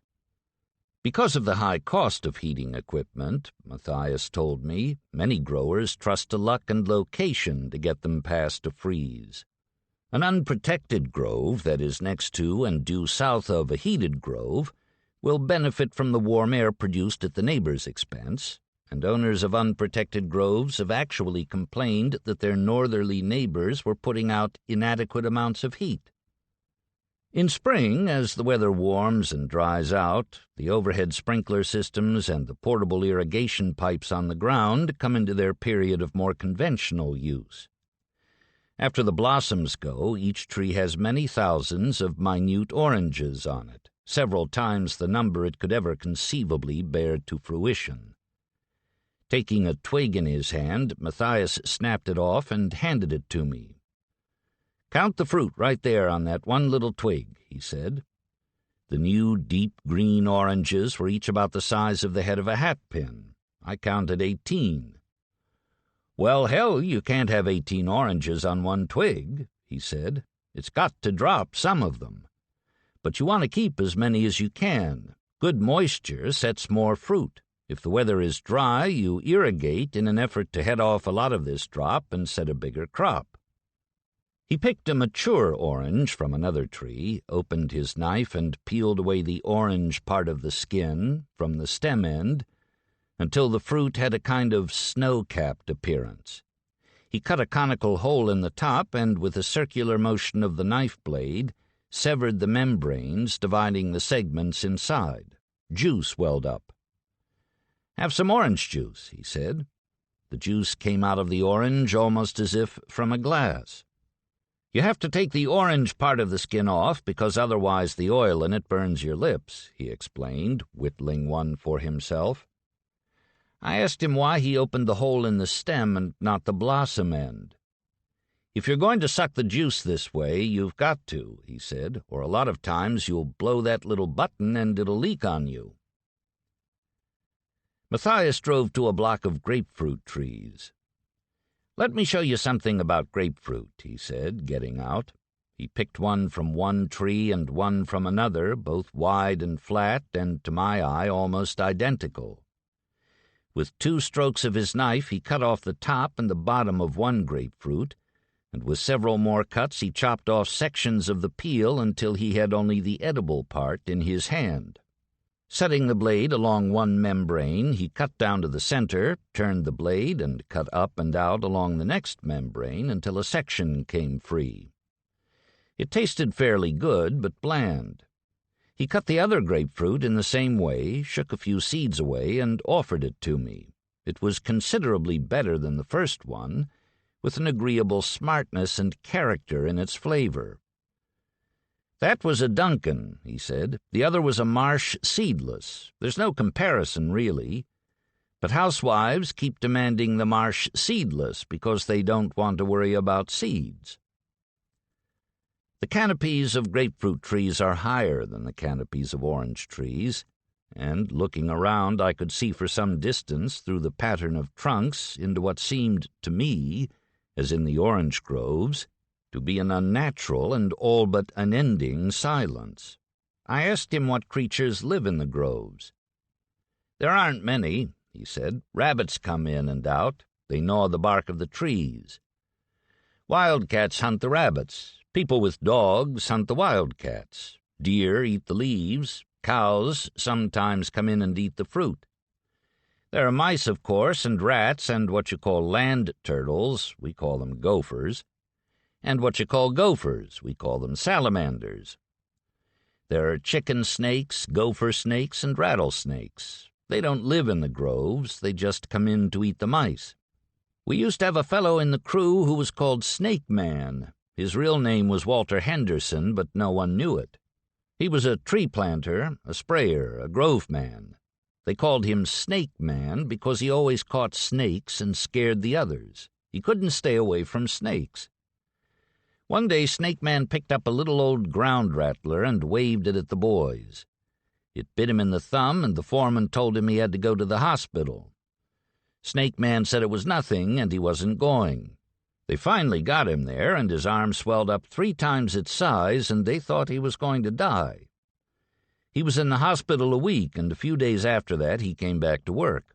When the other boys saw him, one of them called to him, "Hey, Snake Man, how are you?" Snake Man stopped, and he looked at the whole bunch of them, and he said, "My name is Walt." I would like to have met Snake Man, but that proved to be impossible. He disappeared a few years ago, and he is thought to have been murdered. I had to settle for Birdman, an amiable but untalkative, hard-working orange picker I met one day, whose wife and 3-year-old son were in the grove with him. The boy played in the sand beside a galvanized tub which his mother was filling with oranges to supplement the family income. Orange pickers are an admirable group. They are, in a sense, individual contractors. They work at their own speed, and they stay at it according to their own will and endurance. The work they do is so hard that only people of considerable toughness of body and spirit last very long in the groves. Weak, slow, or lazy people make almost no money picking oranges because their pay is measured by the amount of work they do. Under the Secretary of Labor's plan to reduce unemployment by taking unemployed people to places where work exists, busloads of workers from other states have been sent to Florida during the orange harvests, but nearly all of these people have quit at once. One of them wrote to the Florida State Employment Service, saying, "In 1/2 day I have learned that I am not a citrus picker. If you know of any seasonal farm work in the state that doesn't require the combined agility of a monkey and the stamina of a horse, I would like to hear of it." The working day for pickers begins when the dew dries, because the skins of oranges grow taut when covered with water, and the fruit is easily damaged. Charles Beatty, the foreman of the crew in which Birdman was working, told me that Birdman is an average picker and that, with his wife's help, he gets about 80 boxes of oranges a day. At 25 cents a box, that makes $20. Sometimes when a picker comes to a tree, a good many oranges are already on the ground. Many seem perfectly healthy. Fallen fruit is not picked, however, since it can raise the bacteria count beyond the levels permitted by government inspectors in packing houses and concentrate plants. Some growers go through their groves with disc harrows just before picking time in order to chop up the fallen fruit and relieve pickers of the temptation to stuff their bags with it. A picker has to pick each tree clean. An isolated orange that has been missed is called a shiner because of the way it will shine like a light bulb alone in the tree. Beatty goes around with a shiner pole in his hand. He has a hook on one end. If only 1 or 2 oranges are left in a tree, he will flick them out with the pole. If he finds a 6 shiners, he will send the picker back to the tree. "If I don't send a man back for 6, the next time he'll leave 12, he explained. At that moment he saw a tree with an array of shiners glistening within its canopy. "Birdman," he called out, "you got about 8 or 10 up here." Birdman got out of the tree he was in and picked the shiners, looking guilty. "You should talk to Doyle Wade," Beatty said to me. "He's through for today because the strap of his picking bag cut his shoulder. I've never seen anyone better than Doyle. He's quit early, and he's already picked 100 boxes anyway." Wade, a short and somewhat frail man with sandy hair and shallow, light blue eyes, seemed to weigh about 135 pounds. The back of his neck was heavily creased from his years under the sun. He lived at the time in a trailer in Davenport, Florida, with his wife, his 4 sons, and his daughter. He said he picked oranges 6 days a week and on Sunday as well when there was work. Until he was 18, he lived in Cleveland, Mississippi. Then he came to Florida, started picking, liked the money, and stayed, leaving the state only in the summer to work apples, cherries, and pears near Hartford, Michigan. He is white, About 3/4 of Florida's orange pickers are Negroes. Standing there drinking a cup of water that particular afternoon, he looked like someone who had earned his money. He looked worn out. He had no shirt on, and his body was glistening in the heavy humidity and heat, which was in the 90s. There was a red welt across his shoulder and down his chest where the strap of his picking bag had rubbed through his skin, enough in places to bring out some blood. Gnats were swarming all over the welt, but he paid no attention to them. It was 5 minutes past 3, and he had picked 20,000 oranges that day. He would get $25, and he seemed to be feeling pretty good about it. Picking 100 boxes a day is impossible for most people, but for him it had become a minimum standard. After all, he was good at it, and he was in his prime as a picker. At the time, he was 29 years old. "I have made as high as $41 in a day," Wade told me. "When did you do that?" "Back in tangerines." "Each tangerine has to be removed from the tree with a pair of clippers, or a plug will pull out of the skin. Tangerines pay 3 times as much as oranges, which are snapped from the tree with a fast turn of the wrist that is similar to the motion used by a baseball pitcher throwing a curve. In California, oranges are clipped like tangerines. Florida gave up clipping oranges during the Second World War. Pickers try to fill their picking bags each time they make one descent on their ladders. Certain historic orange trees have borne as many as 12,000 oranges at one time, but an average yield is closer to 1,500. Wade pointed out a nicely structured tree with well-spread limbs. "That tree is good picking," he said. "It's got big fruit. It's easy to ladder. You can set your ladder in there and get your inside fruit good. That's a bad tree next to it with the branches close together. It's a hard set. A good average tree, it oughtn't to take over 7 sets to get it." The main direction of research in harvesting seems to be toward getting rid of human pickers. With the rise of concentrate, orange tree plantings are multiplying, but the picking force is diminishing. Florida used to depend on the supplementary help of offshore labor, pickers mainly from the British West Indies, but the Department of Labor is making it increasingly difficult for these workers to enter the United States. So, with a sense of considerable urgency, citrus men are hoping for the development of a mechanical harvesting machine. The citrus business is looking for an Eli Whitney, and many candidates are applying themselves to the pursuit of the fortune that would settle upon the inventor of what might be called the orange gin. One is Fred D. Laswell, Jr. of Tampa, who draws the comic strip Barney Google and Snuffy Smith. Laswell's entry is a big set of whirling, flexible fins which are pushed up against a tree so they can snap the oranges free from the twigs that hold them. International Harvester once tried to develop Laswell's fins, but apparently without great success. William Adams, the nurseryman I visited, has something in a back room that looks like a giant version of the conical spring that fits behind the batteries of an ordinary flashlight. Spiraling through the branches of a citrus tree, it is supposed to disengage the fruit with gentle force. Another inventor has tried sucking the fruit off the tree by using a kind of vacuum cleaner, more or less turning the picker into a janitor. The most active of the new Whitneys, and at the same time the central coordinator of nearly every other inventor's efforts in the state, is Glenn Coppock, an agricultural engineer at the experiment station. Coppock, a public servant whose salary comes from the Florida Citrus Commission, tries out all sorts of new ideas, his own and those of others. One of his inventions is an assemblage of outsize, soft rubber drill bits that screw themselves into the canopy of a tree and, on the way in, twist off the oranges. He has also tried combing the trees with huge combs. It takes a man about an hour to pick an average tree clean. Coppock wants to get all the fruit off the tree in a couple of minutes. Recently, he has been rolling into the groves with something he calls the inertia tree shaker. This is an enormous steel arm, 18 feet long, with a padded claw on one end that reaches into a tree, grabs hold of a branch, and thunders back and forth while the oranges drop into a nylon apron.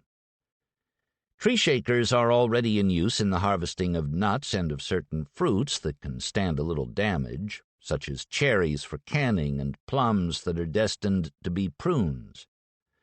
Oranges headed for concentrate plants could be harvested in this way, too. Kopic is also working on what he calls the oscillating air blast machine. This brute is simple enough. It is a bank of huge fans that goes up to a tree and blows at it with winds of hurricane force. The air emerges through louvers, which move so that the wind is delivered in gusts that swing oranges like pendulums and tear them free. The oscillating air blast machine can clean a tree in 2 minutes. However, the defoliation of the tree may have been so considerable that it will appear to be in the final throes of spreading decline. One major problem for both the shakers and the air blast machines is that Valencia trees, half of the total number in the state, carry ripe fruit and new fruit at the same time, and therefore can be neither shaken nor blasted at harvest time without destroying the following year's crop. Kopic feels that the ultimate device toward which all these intermediate efforts are leading will be a vast behemoth on wheels built in the shape of an A-frame, which will straddle a row of A-shaped trees, spraying when necessary, pruning when necessary, and somehow harvesting the fruit, probably by some obvious and uncomplicated system which has yet to form in a human brain. I asked Doyle Wade if he had ever seen one of Kopic's mechanical pickers. "I seen 'em work," he said. "They don't work." 3. Citrus sinensis. A tractor driver gave me a ride out to my car when I left the picking crew one day, and I've forgotten what I said to him when I jumped up behind him, but whatever it was, he turned around with a look of recognition and said, "You come from apple country." In one sentence he had defined the dimensions of his own world, the utterly parochial nature of it, its disciplined singleness, its weather, and its cycles of fruition. The appeal of that world, and, to an even greater extent, the relief of it, had increased in my mind with each day in the groves, among other reasons, simply because gas stations, burger queens, and shopping centers so dominate the towns of Central Florida that the overall effect on a springtime visitor can be that he is in Trenton during an August heat wave. The groves, in absolute contrast, are both beautiful and quiet, at moments eerie. I retreated into them as often as I could. To someone who is alone in the groves, they can seem to be a vacant city, miles wide and miles long. In late afternoons and early evenings I sometimes stayed there to read, sitting on the sand against the trunk of a tree, thumbing through books that had been recommended to me by pomologists at the University of Florida's Citrus Experiment Station. They dealt with the history and botany of citrus, the physiology of the orange, citrus growing, citrus products, and citrus industries. The most absorbing was an encyclopedic treatise called Hesperides, A History of the Culture and Use of Citrus Fruits, written in the 1930s in what was then Palestine by a scholar named Samuel Tolkowsky, and titled as a gesture of respect for the work of the Sienese priest Giovanni Battista Ferrari, whose own Hesperides had appeared nearly 300 years earlier. Tolkowsky's work included a kind of compendium of everything of importance, including its namesake, that had been published on the subject in earlier centuries. Thomas Cardinal Wolsey, I found, had also warded off the unpleasant aspects of society by retreating into oranges. Going from place to place in 16th-century London, he liked to carry in his hand an orange that had been capped and hollowed out. Inside it he would put a bit of sponge saturated with vinegar. With his nose resolutely pressed into the orange, he was insulated by the aroma of the peel and the vinegar against the noxious airs of London and his fellow men. The evolution of citrus probably began in the Malay archipelago at least 20 million years ago, when the islands of the South Pacific were still part of a body of land that included Asia and Australia. A bitter ancestral plant apparently made its way to what is now the Asian mainland, and from it developed the modern fruit. The evidence that this event occurred in the area of southern China is overwhelming, beginning with the fact that more citrus varieties and more citrus parasites can be found there than anywhere else. Spreading out to the rest of the world, Chinese citrus jumped the East China Sea and reached Japan by way of Formosa and intervening island groups. It moved eastward into the South Pacific, and the frequency of citrus in the islands today diminishes with distance from the mainland. In the junks of merchant seamen, seeds and trees were carried south to the shores of the Java Sea and into the Strait of Malacca, which was a kind of departure point for sometimes unexpected migrations to India and Africa on the strong westward currents of the Indian Ocean. Among the first citrus varieties to make this journey and then to go on into the Mediterranean basin was the citron, which acquired its name because of an early confusion with another tree. According to Tolkovsky, this confusion came about because the large, rough-skinned citron resembled the greenish-yellow cone of the cedars of Lebanon. And since citron trees and orange trees are nearly identical in shape and foliage, the confusion inevitably expanded. The Greeks called the citron a kedramelon, or cedar apple. The Romans turned this into malum citrium, and applied the term, often shortened merely to citrium, to all of the varied fruits of citrus trees. The 2nd-century writer Apuleius, for one, objected. He had been born in Africa and knew a cedar cone from an orange. In the 18th century, the Swedish botanist Carolus Linnaeus nonetheless made the name citrus official for the genus. So lemons, limes, citrons, oranges, grapefruit, and tangerines are now grouped under a name that means cedar. The word orange evolved from Sanskrit. The Chinese word for orange in ancient as well as modern China is ju, but it did not migrate with the fruit. India was the first major stop in the westward travels of citrus, and the first mention of oranges in Sanskrit literature is found in a medical book called the Charaka Samhita, which was compiled approximately 2,000 years ago. The Hindus called an orange a naranga, the first syllable of which, according to Tolkovsky, was a prefix meaning fragrance. This became the Persian naranja, a word the Muslims carried through the Mediterranean. In Byzantium, an orange was a nerantian. This, in Neo-Latin, became variously styled as orangium, aurantium, and aurantium, eventually producing naranja in Spain, laranja in Portugal, arancha in Italy, and orange in France.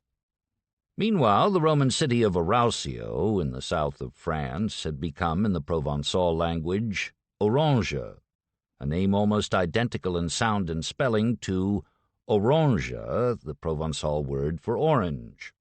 Gradually, the names of the city and the fruit evolved in the Provençal tongue to orange, O-R-E-N-G-E, and then to orange. In the early 16th century, Philibert of Orange, Prince of the city, was awarded a good part of the Netherlands for his political and military services to the Holy Roman Emperor Charles V. The prince had no immediate heir, and his possessions and titles eventually passed to a German nephew. This was William of Nassau, Prince of Orange, who founded the Dutch Republic and the House of Orange. In honor of William's descendants, Dutch explorers named the Orange River in South Africa and Cape Orange in northern Brazil. Fort Orange was the name of a Dutch settlement that eventually developed into Albany, New York. After a Protestant prince of the House of Orange had served as King William III of England, a movement known as Orangism was founded by Irish Protestants, who established the Orange Society and even called their part of Ireland the Orange. Commemorating their cause on the landscape of the New World, emigrant Orangemen gave the name Orange to towns, cities, and bodies of water, from Lake Orange, Maine, to Orangeburg, South Carolina. Orangemen changed the name of Newark Mountains, New Jersey, to Orangedale, which eventually became simply Orange, New Jersey, with its satellite towns of West Orange, South Orange, and East Orange. All is the result of a similarity of sound between the name of a transalpine Roman city and the name of a citrus fruit. Nominal confusion also resulted from a tendency among Romans and Greeks to call any kind of fruit an apple. When the Romans discovered the pomegranate in Punic Mauritania, now Morocco and Algeria, they called it the malum punicum. When they came upon the peach in Persia, they called it the malum persicum. Centuries earlier, in Media and in Persia, botanists traveling with the conquering armies of Alexander the Great had found the citron and had named it variously the Median apple and the Persian apple. Working later with material left by Alexander's scientists in the archives of Babylon, Theophrastus, the greatest of Greek botanists, also described citrons as Persian and Median apples, and his work disseminated the terms throughout the ancient world. It was a golden apple that Paris gave to Aphrodite, thus opening his way to the heart of Helen. In Antiphanes' The Boeotian Girl, written in the 4th century B.C., a young man presents a citron to his mistress, and she says, "I thought it came from the Hesperides, for there they say the golden apples grow." Other Greeks, it appears, thought that the golden apples were quinces. Tolkovsky points out that a frieze in the Temple of Zeus at Olympia shows Heracles holding a handful of quinces. In Rome, however, universal agreement seems to have been reached that the golden apples were citrus. According to Father Ferrari, the Romans thought that citrons, oranges, lemons, and other citrus fruits came to Italy in the arms of the Hesperides, the daughters of Hesperus and Atlas, who crossed the Mediterranean from Africa in a giant shell. Oranges actually reached the Italian peninsula from India.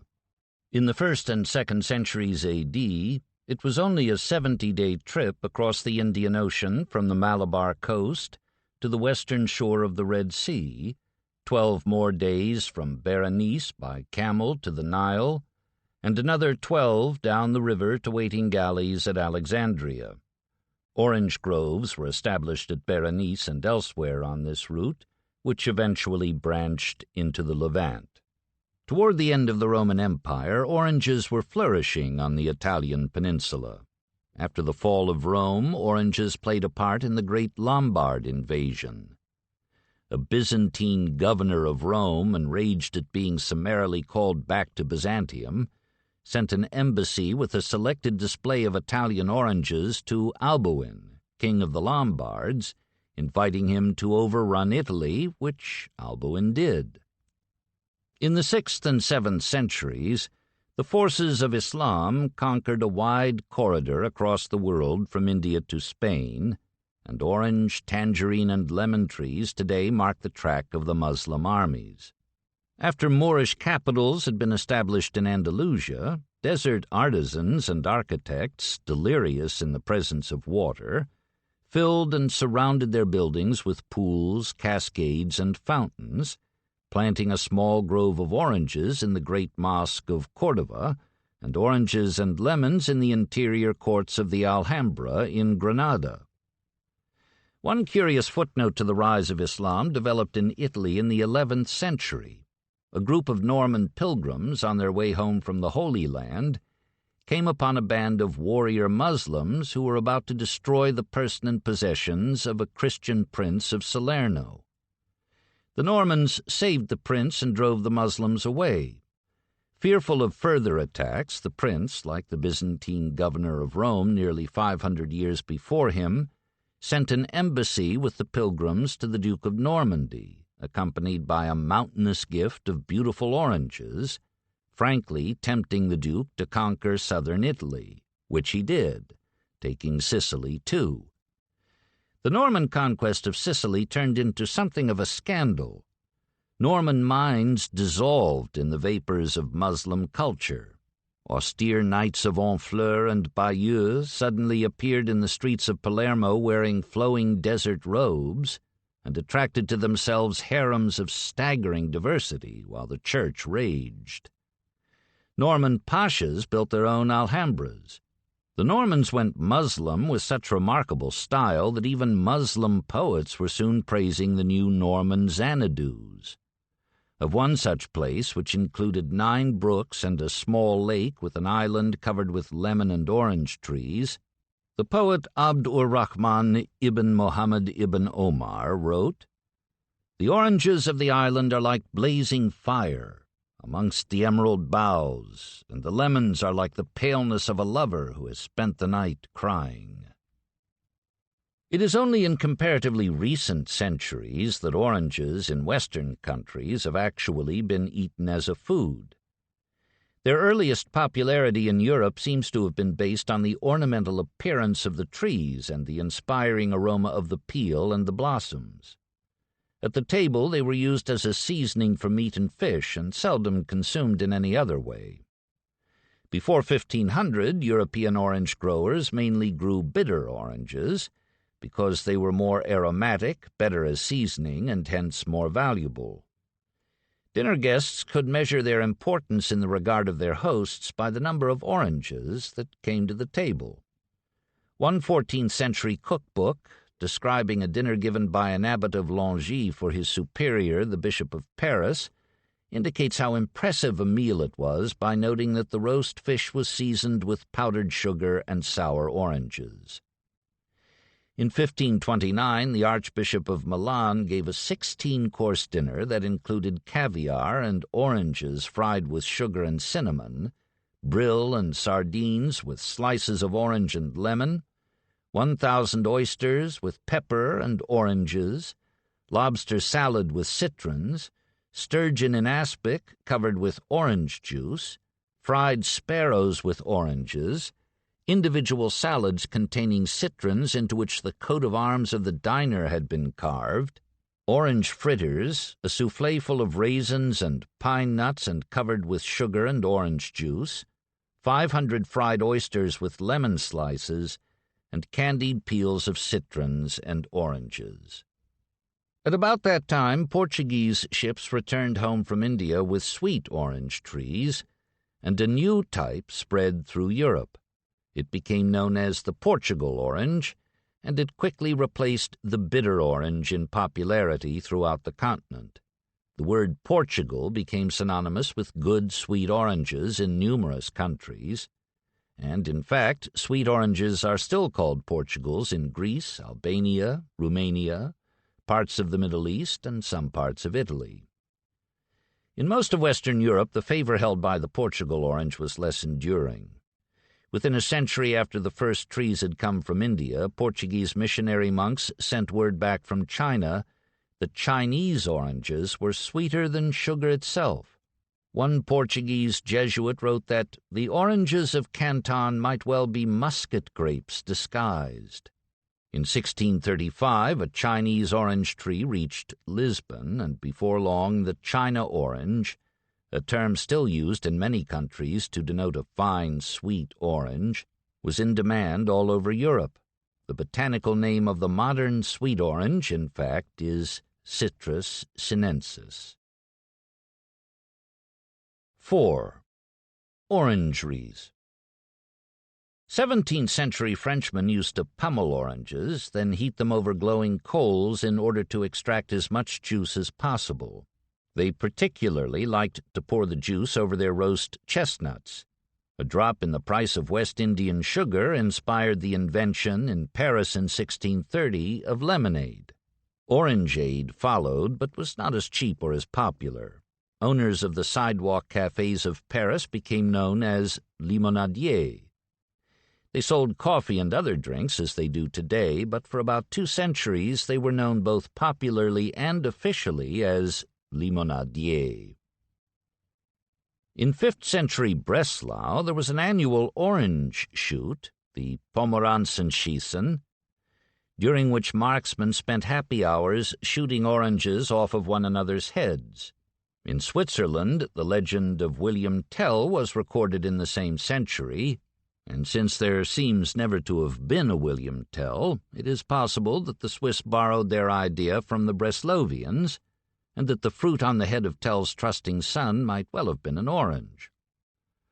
Archers of the Zhou dynasty made their bows of the wood of orange trees, very tough with a fine and straight grain, no burl and a tinge of orange color. Orange wood has been used for inlays, as well as for whole pieces of furniture, by craftsmen in all centuries.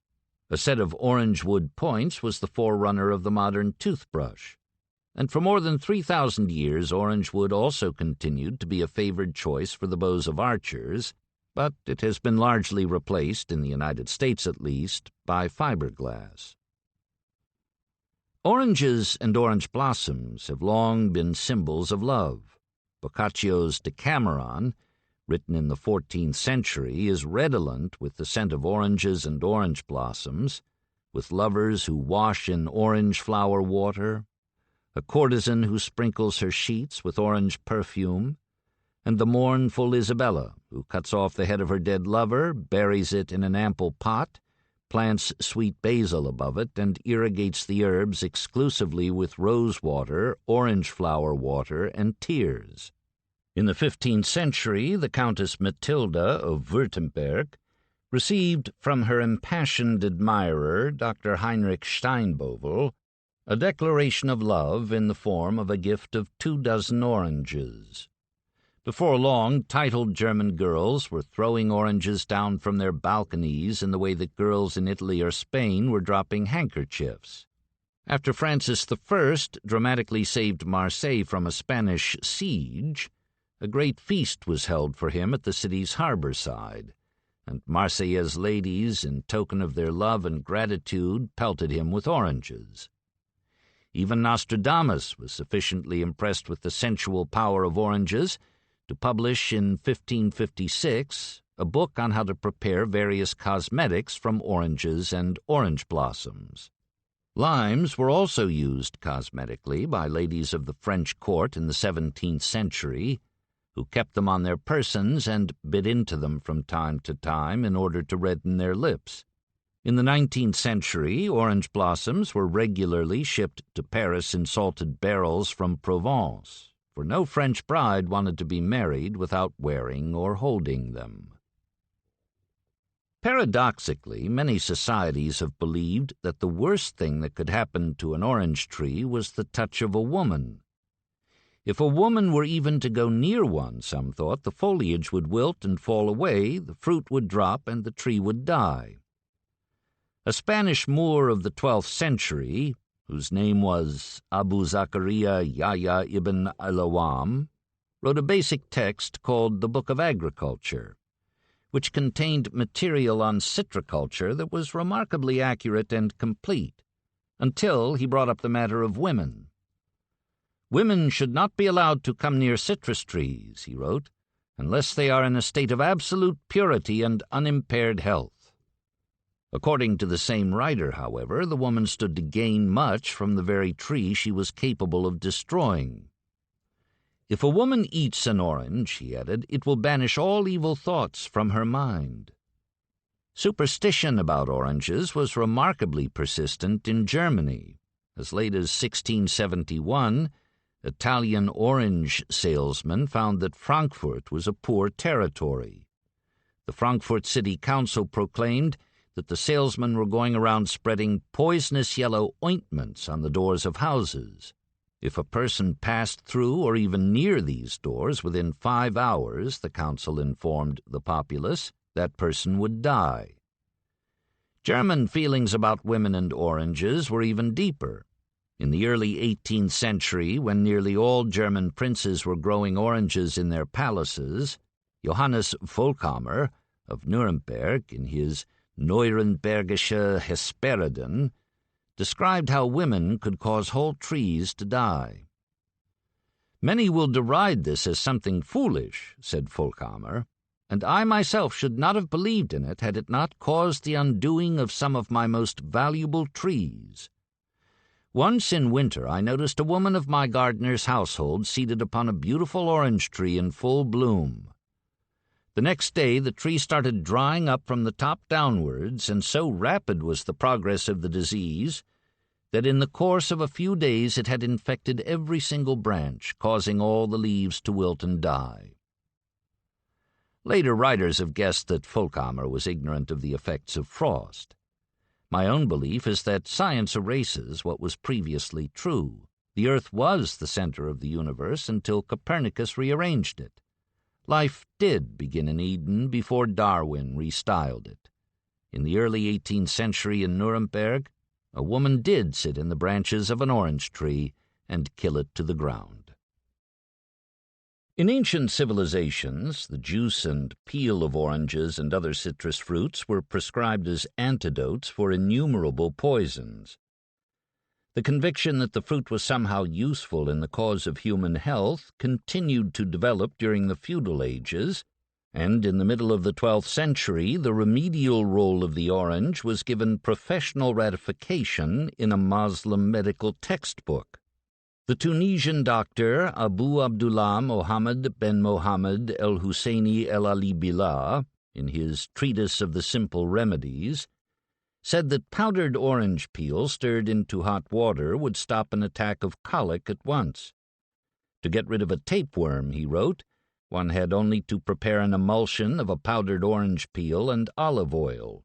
To combat poison of a cold nature, he said, drink wine to which the powdered root hairs of orange trees have been added.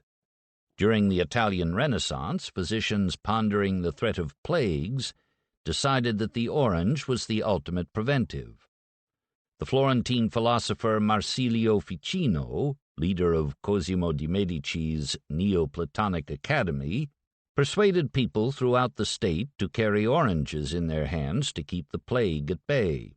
In 1544, Petrus Andreas Matthiolus decided that even orange flower water, long in use as a perfume, was an excellent specific against the fevers of the plague, a belief which may at least have kept him and his followers in a healthy frame of mind until 1571, when he died of the plague. With the age of sail, the antiscorbutic value of citrus fruits had been discovered. This came about when sailors noticed that if they ate limes, lemons, and oranges in the course of long voyages, the livid splotches went away around the roots of their hair, their muscles stopped aching, their skins regained color, their once appalling breath grew sweeter, the swelling in their legs went down, bruises vanished, new strength replaced a feeling of deadening fatigue, their gums stopped bleeding, their teeth stopped dropping out, their bones stopped breaking, their hair began to grow again, and their spirits rose. Portuguese sailors in the 16th century carried citrus trees to St. Helena and covered the island with them in order to establish a kind of scurvy prevention station for early and late stops in their prodigious voyages on the route that Vasco da Gama had opened to the Orient. Portuguese, Spanish, and Arab crews planted similar clinics on the African west coast, in the Azores, and in the Madeira Island group. The Dutch established a citrus plantation in South Africa in 1654. After the British Admiralty issued orders for regular rations of lime juice on all of His Majesty's ships, British sailors became known as limeys. The healthful properties of citrus fruit have since been found to cover a far wider range of ills than nautical scurvy. Oranges, according to the kind of reading matter that comes in a doctor's mail, are salubrious for people with peptic ulcer, obesity, burns, liver trouble, arthritic pain, pernicious anemia, megaloblastic anemia, iron deficiency anemia, gastric malignancy, diarrhea, rheumatic heart disease, rheumatic fever, acne, osteomalacia, hypoglycemia, multiple sclerosis, strokes, heart attacks, periodontitis, gingivitis, and fatigue. With the help of oranges, say the pamphlets, bones grow strong, sound teeth and gums are built, wounds heal rapidly, miscarriages are prevented, the damage and duration of bruises are limited, temporarily depleted blood sugar reserves are swiftly restored, and the mind's ability to withstand stress is increased. Football players who are full of orange juice get up a little faster after a play. They get put out of action less often, and if they do happen to get injured, they recover more quickly. I have asked several doctors about all of these claims, and they agree that in one way or another the claims are essentially valid. They also said, however, that the medical benefits of orange juice are generally overemphasized today. Scurvy, when it occurs, is now easy to put down. And in all instances, it is only vitamin C, after all, that is doing the work, and vitamin C can be readily absorbed from capsules. The modern use of lemon and orange peels in alcoholic drinks has ample precedence in many places and centuries, but the custom perhaps reached its highest point in Holland 300 years ago. The drinking Dutch in the 17th century would peel a helical ribbon of skin from an orange, continuing round and round until the knife reached the fruit's equator. Then, with the ribbon still attached, they would place the entire orange, like a huge martini olive, in the bottom of a wine glass so large that it might have been described as an elegant bucket. Dutch fondness for the combination of oranges and wine eventually led to the invention of bitters, or at least to the commercialization of bitters, for even the ancient Chinese had known the special excellence of bitter oranges with wine. Dutch bitters were a concentrated essence usually made by marinating dried bitter orange peels in gin. The still lifes of Dutch and Flemish masters often show oranges beside bottles of wine. Because of a combination of new artistic techniques and some apparently reasonable but mistaken assumptions about the history of citrus, oranges appeared frequently in paintings by any number of the great masters of the Italian Renaissance. In making the break from Byzantine scholasticism to the new humanism of the Renaissance, artists began setting their religious figures against naturalistic backgrounds. Not having seen the Holy Land, they glibly set their annunciations and resurrections in Italian villas and on Italian hills. Crusaders, among others, had long since reported that orange trees flourished in Palestine, so as a kind of hallmark of authenticity, the painters slipped orange trees into masterpiece after masterpiece, remaining ignorant to their deaths that in the time of Christ there were no orange trees in or near the Holy Land.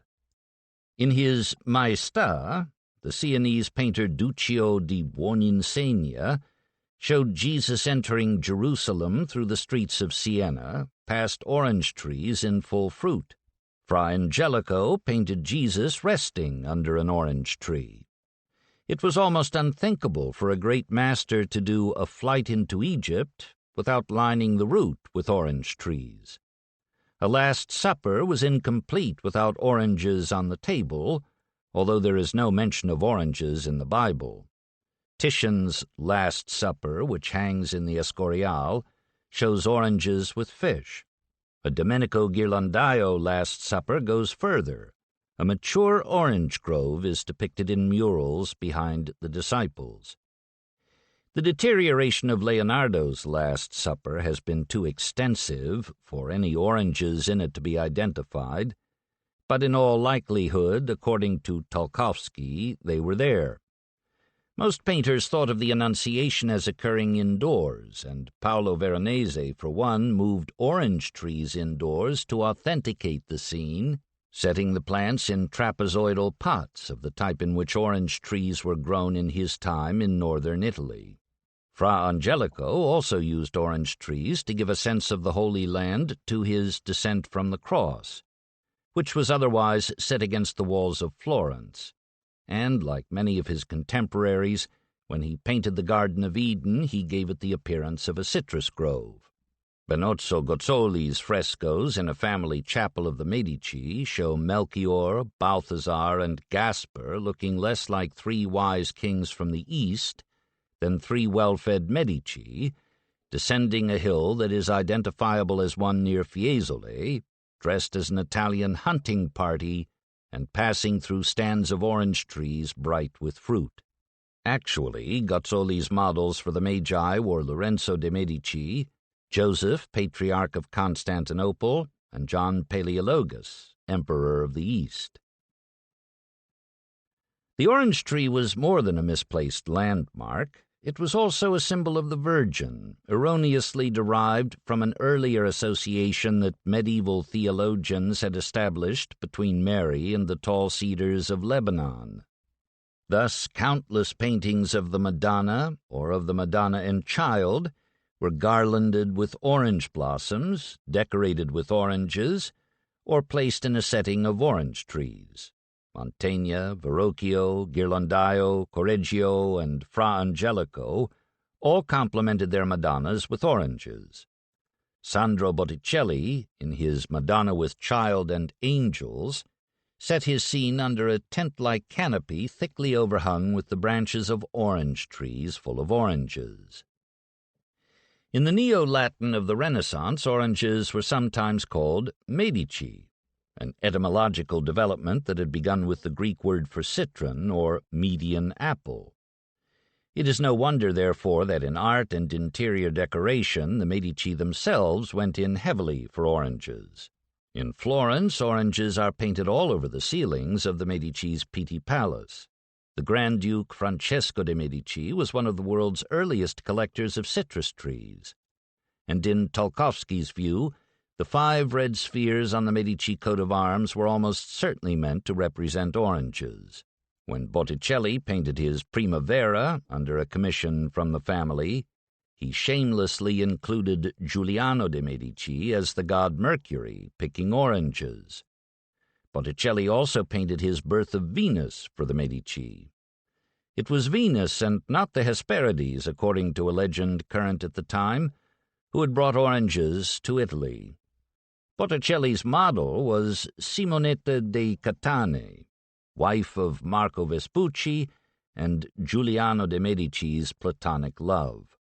Simonetta came from Porto Venere, where Venus was alleged to have landed with the original oranges, so Botticelli painted her in the celebrated scallop shell bobbing on the gentle swells off Porto Venere, and lined the coast behind her with orange trees. Giuliano's son, Giulio de' Medici, who became Pope Clement VII, commissioned Raphael to design a villa for him with a great double stairway leading to a sunken garden full of orange trees. All this was bound to engage the envy of royalty in the north, and at the end of the 15th century, in an expedition often said to mark the dividing point between medieval and modern history, Charles VIII of France went to Italy, intending to subdue the peninsula by force of arms. Instead, he fell in love with Italian art, architecture, and oranges. When he returned to France, every other man in his retinue was an Italian gardener, an Italian artist, or an Italian architect. Charles was going to transform the castles and gardens of France. Oranges had been grown before to a limited extent in northern climates. In the 1st century, the poet Martial had noted that some growers in Italy had protected their trees from frost by sheltering them under mica. Growers of the 3rd century had regularly planted their trees in semi-sheltered places. Charles took these ideas home with him, and at his chateau at Amboise built the first orangerie. His wife, Anne of Bretagne, then built her own orangerie at her chateau 25 miles away in Blois. For the next 200 years, a French reign was incomplete unless the king had built an orangerie larger and more magnificent than the one built by his predecessor. Most were vaulted galleries open on the southern side. Horticulturally, they were merely the prototypes from which modern greenhouses would evolve, but architecturally they soon became as celebrated as some of the world's better tombs, palaces, castles, and cathedrals. When Henry II married Catherine de' Medici in 1533, her arrival in France added stimulus to the already expanding boom in Italianate palaces built with accommodations for indoor groves of Italian oranges. The orangerie that Henry later built at Anet for his mistress Diane de Poitiers has been pointed to as a summary of the genius of French architecture. Queen Marie de' Medici, lonely in Paris after the death of Henry IV, built the Luxembourg Palace in imitation of her family's Pitti Palace in Florence, surrounding it with an imitation of the Medici's Boboli Gardens, filled with potted orange trees. Her antagonist, Cardinal Richelieu, fought back with a lemon house, which he added to his castle at Rouet. The trees in most French orangeries were planted in giant boxes and moved in and out of doors with the seasons. Sometimes the boxes had axles and wheels, so that the practical French could roll their orange trees out for an airing on a sunny winter morning, or move them out of the shadows on a cool spring afternoon. The trees were not planted as seeds, but were shipped in winter in balls of earth from Italy on an 8-week voyage to ports like Cherbourg and Le Havre. On receiving them, royal gardeners would bathe the roots in milk or honey. No one has ever loved oranges and orange blossoms more than Louis XIV. His orangerie at Versailles was built in the shape of a C, 1,200 feet around, and was the scene of garden parties and masked balls. His gardeners learned how to parch the trees to the point of death and then dramatically revive them into bloom. By doing this in planned cycles, they provided the Sun King with blossoms throughout the year. There were blossoms all over the palace at all times, supplemented by paintings of oranges and by Beauvais tapestries of oranges. The French enthusiasm was shared to some extent throughout northern Europe, and there were royal orangeries from Stockholm to St. Petersburg. Other people took up the practice of orange growing too. The coat of arms of the Bagolini family of Belgium showed Faith making orange juice. Peter Paul Rubens painted himself, his wife, and his son relaxing among the orange trees in their garden at Antwerp. But nowhere was envy of French royal citriculture more obvious and competitive than in Germany. The Count Palatine Frederick V converted a 280-foot terrace outside his castle at Heidelberg into an orangerie in 1613, putting over it a roof that was supported by soaring arches, some of which were 80 feet high. He put walls of windows in the arches, and he kept stoves going all winter long to convince his trees that they were really in the tropics. Nothing, however, approached in size or pretension an orangerie in Dresden called the Zwinger. Orangerie had begun as fairly simple structures, a roof supported by columns to protect orange trees, but the example of Versailles made it clear that they would end as royal amusement parks containing facilities for banquets and balls, held between stands of orange trees to create the impression that the assembled company was dining and dancing in the middle of an orange grove. The Zwinger was the end. Named for Zwinger Square in Dresden, which it faced, it was 4-sided and larger than the orangerie at Versailles. In addition to its banqueting space, it had a theater and a nymphaeum with a waterfall. The Zwinger was built in the early 18th century by Frederick Augustus I, Elector of Saxony, who intended it to be an indication of the size of the palace that would go with it, but he ran out of money and left only the Zwinger and its oranges behind him when he died. In Tudor times, oranges grew in the soil of Britain. Sir Francis Carew planted orange trees in Surrey in 1562. He covered them in winter with a board hut, and they lived for 178 years before they were killed to the ground by the cold winter of 1740. England was importing enough oranges from Portugal in the Tudor era to keep barons and upward reasonably well supplied. Shakespeare may have disliked oranges, or perhaps they seldom found their way down to his level. At any rate, in his work, he only mentions them 4 times in passing.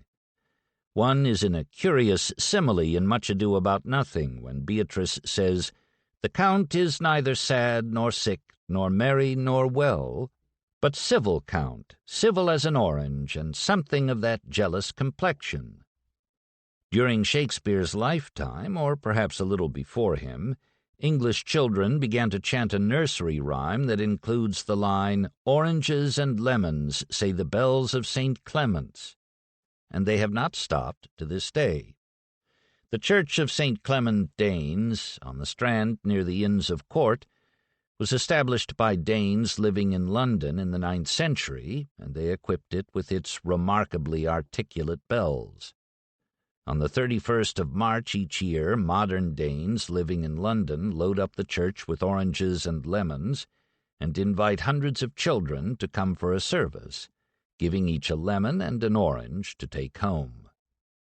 On March 9th, 1669, Samuel Pepys had his first glass of orange juice, and afterward he wrote in his diary, "I drank a glass of a pint, I believe, at one draught, of the juice of oranges, of whose peel they make confits, and here they drink the juice as wine, with sugar, and it is a very fine drink. But it being new, I was doubtful whether it might not do me hurt." Titled Englishmen of the 17th century had their own orangerie. Lord Sunderland had one in Northamptonshire. Lord Arlington had one at Euston. The Duke of Lauderdale maintained one at Ham. Sir William Temple claimed that his trees gave him all the oranges he cared for, and better ones than any save the best sorts of Seville and Portugal. Henrietta Maria, Queen to Charles I and daughter of Marie de Medici and the French King Henry IV, kept 60 orange trees in tubs at Wimbledon. Also, during the Restoration, young women carrying baskets of oranges used to stand near the stage in London theatres, face the audience, and sell oranges at 6 pence apiece, and themselves for a little more. The girls were known as Orange Girls, and they worked under the administration of women called Orange Malls. Nell Gwynn, a beautiful and illiterate orange girl, became a minor actress and the mistress of King Charles II. "Anybody may know she has been an orange wench by her swearing," said the Duchess of Portsmouth. Nell Gwynn died when she was 37, but she lived to see her son made Duke of St. Albans. 5. Indian River. In the 1770s, Londoners developed a craving for Jessie fish oranges. These had thin skins and were difficult to peel, but the English found them incredibly juicy and sweet, and Jessie fish oranges were preferred before all others in the making of shrub, a drink that called for alcoholic spirits, sugar, and the juice of an acid fruit, an ancestral whiskey sour. More than 65,000 Jessie fish oranges and 2 casks of juice reached London in 1776, and 16 hogsheads of juice arrived in 1778.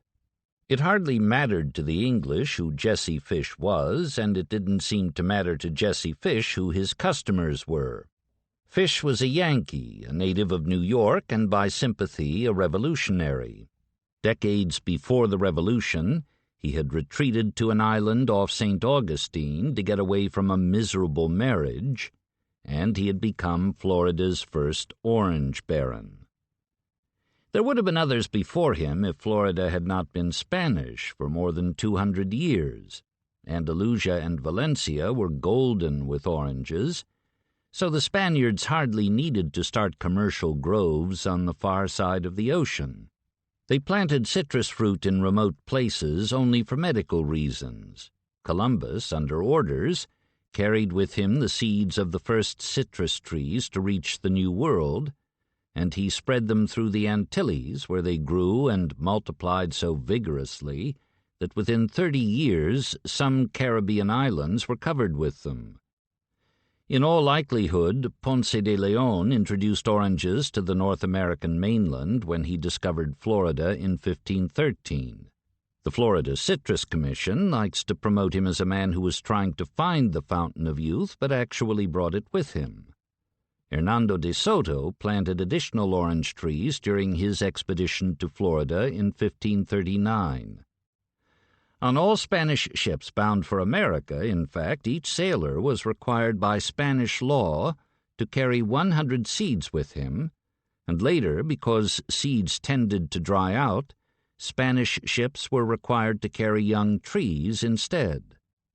Sir Francis Drake leveled the orange trees of St. Augustine when he sacked the town in 1586, but the stumps put out new shoots and eventually bore fruit again.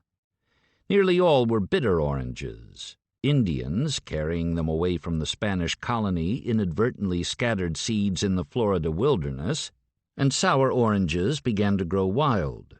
The first oranges in California were planted around 1800 at a Spanish mission.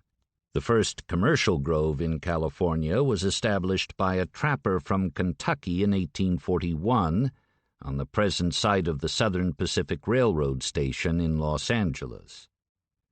England, which had acquired sovereignty over Florida in 1763, gave it back to the Spanish toward the end of the American Revolution, and the Florida citrus business did not increase significantly for nearly 40 years, through the period that is known in Florida history as the Second Occupation.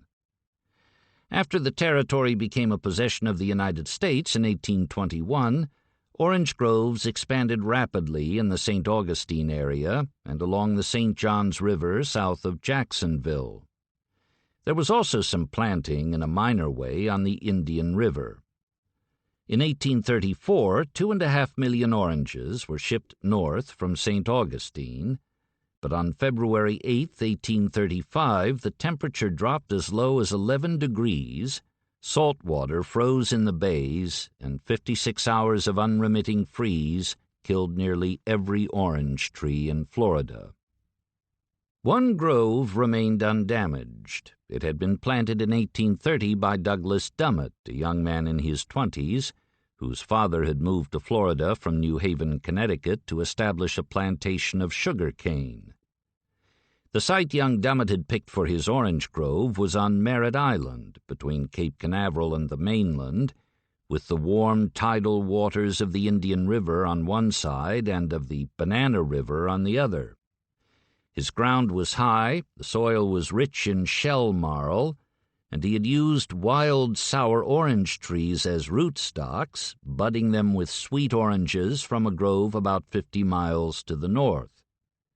After 1835, orange growing in Florida was revived with buds from Dummett's trees. From the Dummett Grove came the oranges of the Indian River, whose reputation soon spread so far that czars of Russia sent ships to fetch them. The Indian River is not actually a river, but a tidal lagoon, about 2 miles wide in most places and 120 miles long, running between the Florida mainland and the Atlantic barrier beaches. Merritt Island is close to the Indian River's northern end. Dummett used to go out to meet trading schooners in a 30-foot sailing canoe, its gunwales riding near the waterline under a load of oranges packed in barrels between layers of dried Spanish moss. He had made the canoe from a single log of cypress with the help of another orange grower, Captain Mills Alcott Burnham, a Vermonter who had moved to Florida for his health. Burnham had regained his strength so dramatically that he could lift 2 50-pound kegs, one in each hand, and hold them wide apart. After Congress passed the Armed Occupation Act, giving 160 acres of Florida land to anyone who could fight off the Seminoles and hold his ground for 7 years, Burnham, in 1842, led an unlikely group on an expedition south from Merritt Island, opening up the Indian River and establishing a community near the present site of Fort Pierce. Florida was the only wilderness in the world that attracted middle-aged pioneers. The young ones were already on their way west toward California. The subtropics may actually have been fiercer than the plains in that both areas had hostile Indians, but Florida alone had its stupendous reptiles. Florida even then appealed to aging doctors, retired brokers, and consumptives. Examples of each of these categories went bravely down the Indian River with Captain Burnham. So did Cobbett the cobbler, who is described in contemporary accounts as having had a chalky face and a bright red nose, which acted as a kind of wet bulb for whiskey. Cobbett the cobbler could smell the stuff a mile away, and if a bottle was open anywhere in the settlement, he would charge through the woods in its direction, yelling so primitively that the others instinctively reached for their rifles. Crazy Ned, a sailor who had once fallen from the topmast to the deck of a ship, was a beardless and irritable man whose injuries unfortunately made him appear, with each step he took, to be attempting to dive into the ground. Ocean B. Hart, who later became governor of Florida, was a violinist. When he played in the evening for his fragile and patrician wife, a periphery of snouts would appear beyond the veranda of his cabin. Hart was Heifetz to the alligators of the Indian River, and the settlement was safe when he was playing. Old Phil and young Phil Herman might have been twins, not only because their features were similar, but because young Phil looked old and old Phil looked young. They were actually father and son, and they had a peculiar sense of hospitality. After inviting guests to dinner, old Phil would scatter crumbs under the table. In the middle of the meal he would tap his foot, and up through a hole in the floorboards would come one of his trained snakes. While the snake writhed in and out among the legs of the guests, getting all the cornbread it could hold, old Phil and young Phil writhed with laughter in their chairs. Near US 1 at Ancona, Florida, there is a memorial tablet that was set up in 1926 by the citizens of St. Lucie County, where most Indian River oranges now come from. This monument was erected to commemorate the first white settlement on Indian River, it says. In toil and perils, they laid the foundation for the safety we enjoy today. The settlement might never have ended if Burnham had not been away on a trip when his family and all other families departed in terror of an Indian uprising. The Indians liked Burnham so much that they hung around his house and passed the time of day with him when he was there, helping him with his work and cooking their meals in his pots and pans. But Burnham was in Charleston selling turtles to English importers when the Seminoles killed the settlement storekeeper who had been cheating them. Word spread that the Indians were massing for a general slaughter, and the settlers prepared to escape by sea. Indians were running up the beach as the escape boat pulled away. Major Russell, one of the settlement's leaders, was standing up in the boat like Washington crossing the Delaware. The Indians hated Russell and always had. One of them fired at him and nicked him in the arm. Feeling pain that night, Russell went into the boat's cabin and groped in the dark for a bottle of salve. Picking up a bottle of black ink by mistake, he poured it over his arm. When the sun came up, he thought he had gangrene. The others knew that it was ink, but they thought even less of Russell than the Indians did, and they said nothing. None of them could have imagined what would happen. After the group reached St. Augustine and dispersed, Russell went to a doctor and told him to cut off his arm. The doctor said that the arm would get better, but Russell kept insisting until the doctor did it. Russell died in Orlando 31 years later, presumably unaware of the actual truth about his gangrene. Captain Burnham, who had missed the evacuation of the settlement, happened to encounter his family in St. Augustine on his way home from Charleston. He took them back to the Indian River, but only as far south as Merritt Island, where he developed his orange grove and also became, for the rest of his life, the keeper of the lighthouse at Cape Canaveral. After the Civil War, the grove of Douglas Dummett became increasingly celebrated. Not only was it the oldest in the state, but it also continued to be the largest. In New York, Dummett oranges were worth $1 more per box than oranges from any other grove. Dummett didn't work particularly hard to achieve this kingship. Most of the time he was fishing or hunting wildcats on the mainland with his pack of dogs. He was the fastest canoeman on the Indian River, and in the Seminole Indian War he had led a company of the militia so courageously that he was remembered for it. For a number of years he was a member of the Florida House of Representatives. At home he lived in a small log cabin, and his children and their mother lived in another cabin 200 feet away. Dummett ate alone out in the grove or in the cabin. His wife had left him years earlier, and the woman who had mothered his son and 3 daughters was a Negro. The son, Charles, shot himself when he was 16. His death was called an accident, but some people on Merritt Island thought he had done it because of the shame he was made to feel for having Negro blood.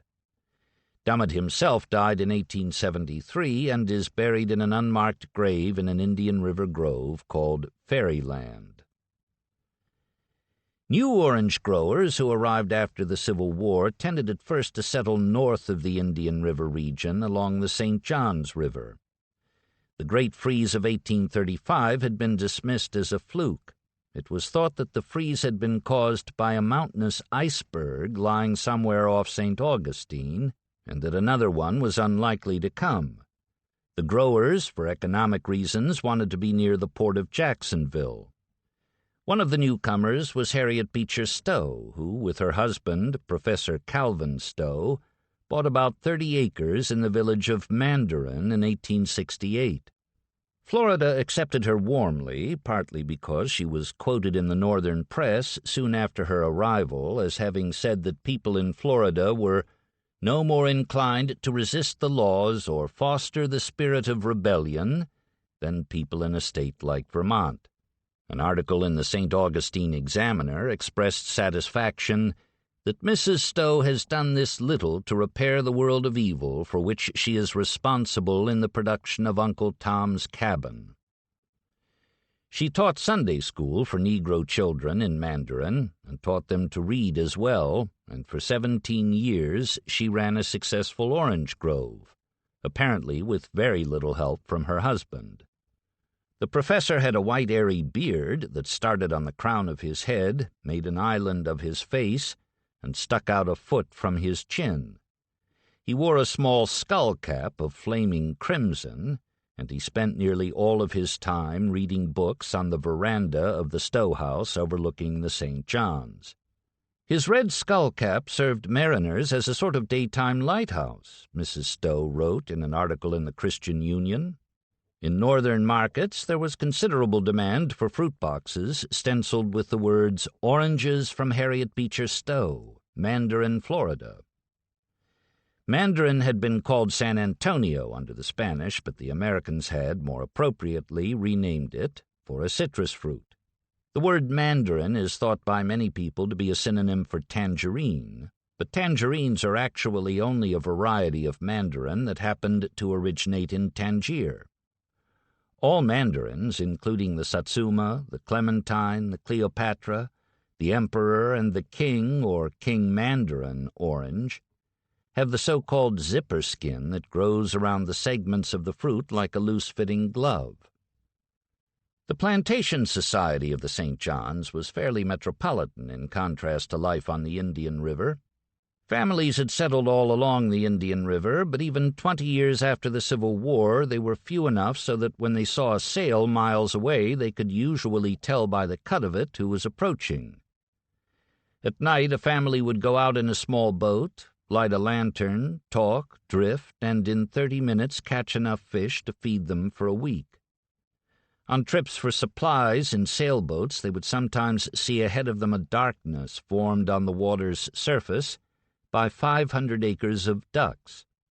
As a boat approached, the ducks would rise with the sound of rolling thunder, leaving on the water 500 acres of down. Everyone slept on down pillows and down mattresses. The river was full of oysters. The shores were full of cabbage palms, whose hearts, boiled, were delicious. Currency was almost unknown. The nearest bank was in Jacksonville. When families put up Northerners who came for part of the winter, payment was often made by check at the end of a visit.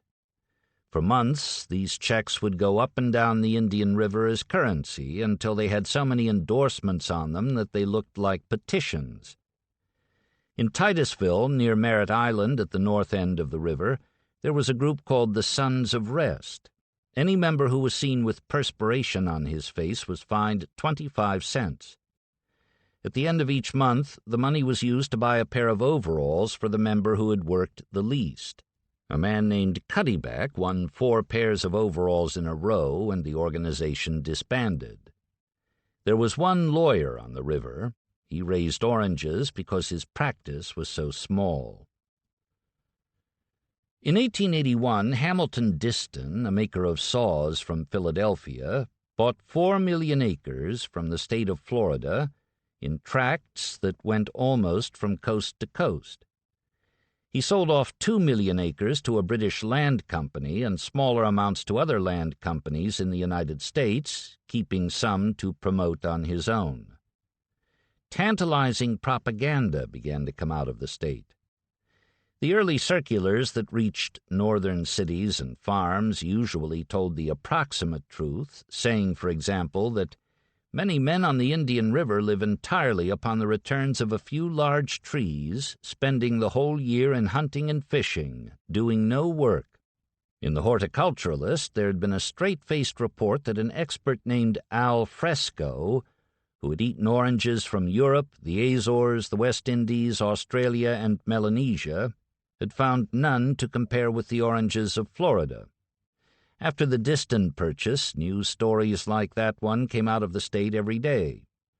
Pamphlets said that if a person put about $1,800 into a new grove, he could expect that it would soon be worth $30,000. New England farmers read these things and hurried to Florida to share the new paradise with farmers from Georgia and the Carolinas, against whom they had been fighting less than 20 years before. There is nothing to prevent the establishment in Florida of a race of rich men who will rank with the plantation princes of the Old South, the Atlanta Constitution decided. Land was ceded to railroads, and hundreds of miles of track were put down within a few years, reaching from Jacksonville south to Orlando and west to Gainesville, and continuing down the spine of Florida to open up the ridge. Orange growing, wrote a promoter in residence at the Silver Springs Land Company, is no dead level of monotonous exertion, but one that affords scope for the development of an ingenious mind. Englishmen in particular found this sort of argument irresistible, and one of the curiosities of the orange fever of the 1880s is that a high proportion of the people it attracted were English. A writer named Isa Duffus Hardy noted that they were bronzed, hearty, healthy-looking young fellows, high-booted, broad-hatted, with their cheery English voices and jovial laughs, who ride over, sometimes on half-broken Texan ponies, from their respective places, many a mile away, to spend a social hour in town and report their progress for the benefit and encouragement of those who have not yet settled. This one a year or two ago was a doctor in London, this an artist, that a barrister. The Dummett Grove on Merritt Island became the setting for an absurd charade. Dummett had died in 1873, and in 1881 his place was bought by a fake Italian duke and a fake Italian duchess. He called himself the Duke di Castelluccio, and he hurled himself into the orange business. His wife contributed prose to the Jacksonville Union and the Titusville, Florida Star. The Neapolitans say, "Naples is a bit of paradise fallen from above," wrote the Duchess. If this saying is true, certainly a bit of the same paradise has fallen on Indian River. The Duke and Duchess built an octagonal wooden palace that is still standing. Nearly all the rooms were octagonal too, but some of them became irregular hexagons after the Duke and Duchess quarreled so bitterly that they had a partition built precisely through the middle of the house and never spoke to one another again. While they were fighting, their oranges were flourishing, and the Dummett Grove remained the largest in the state. The origins of the Duke remain obscure, but the Duchess was Jenny Anheuser, daughter of the St. Louis brewer.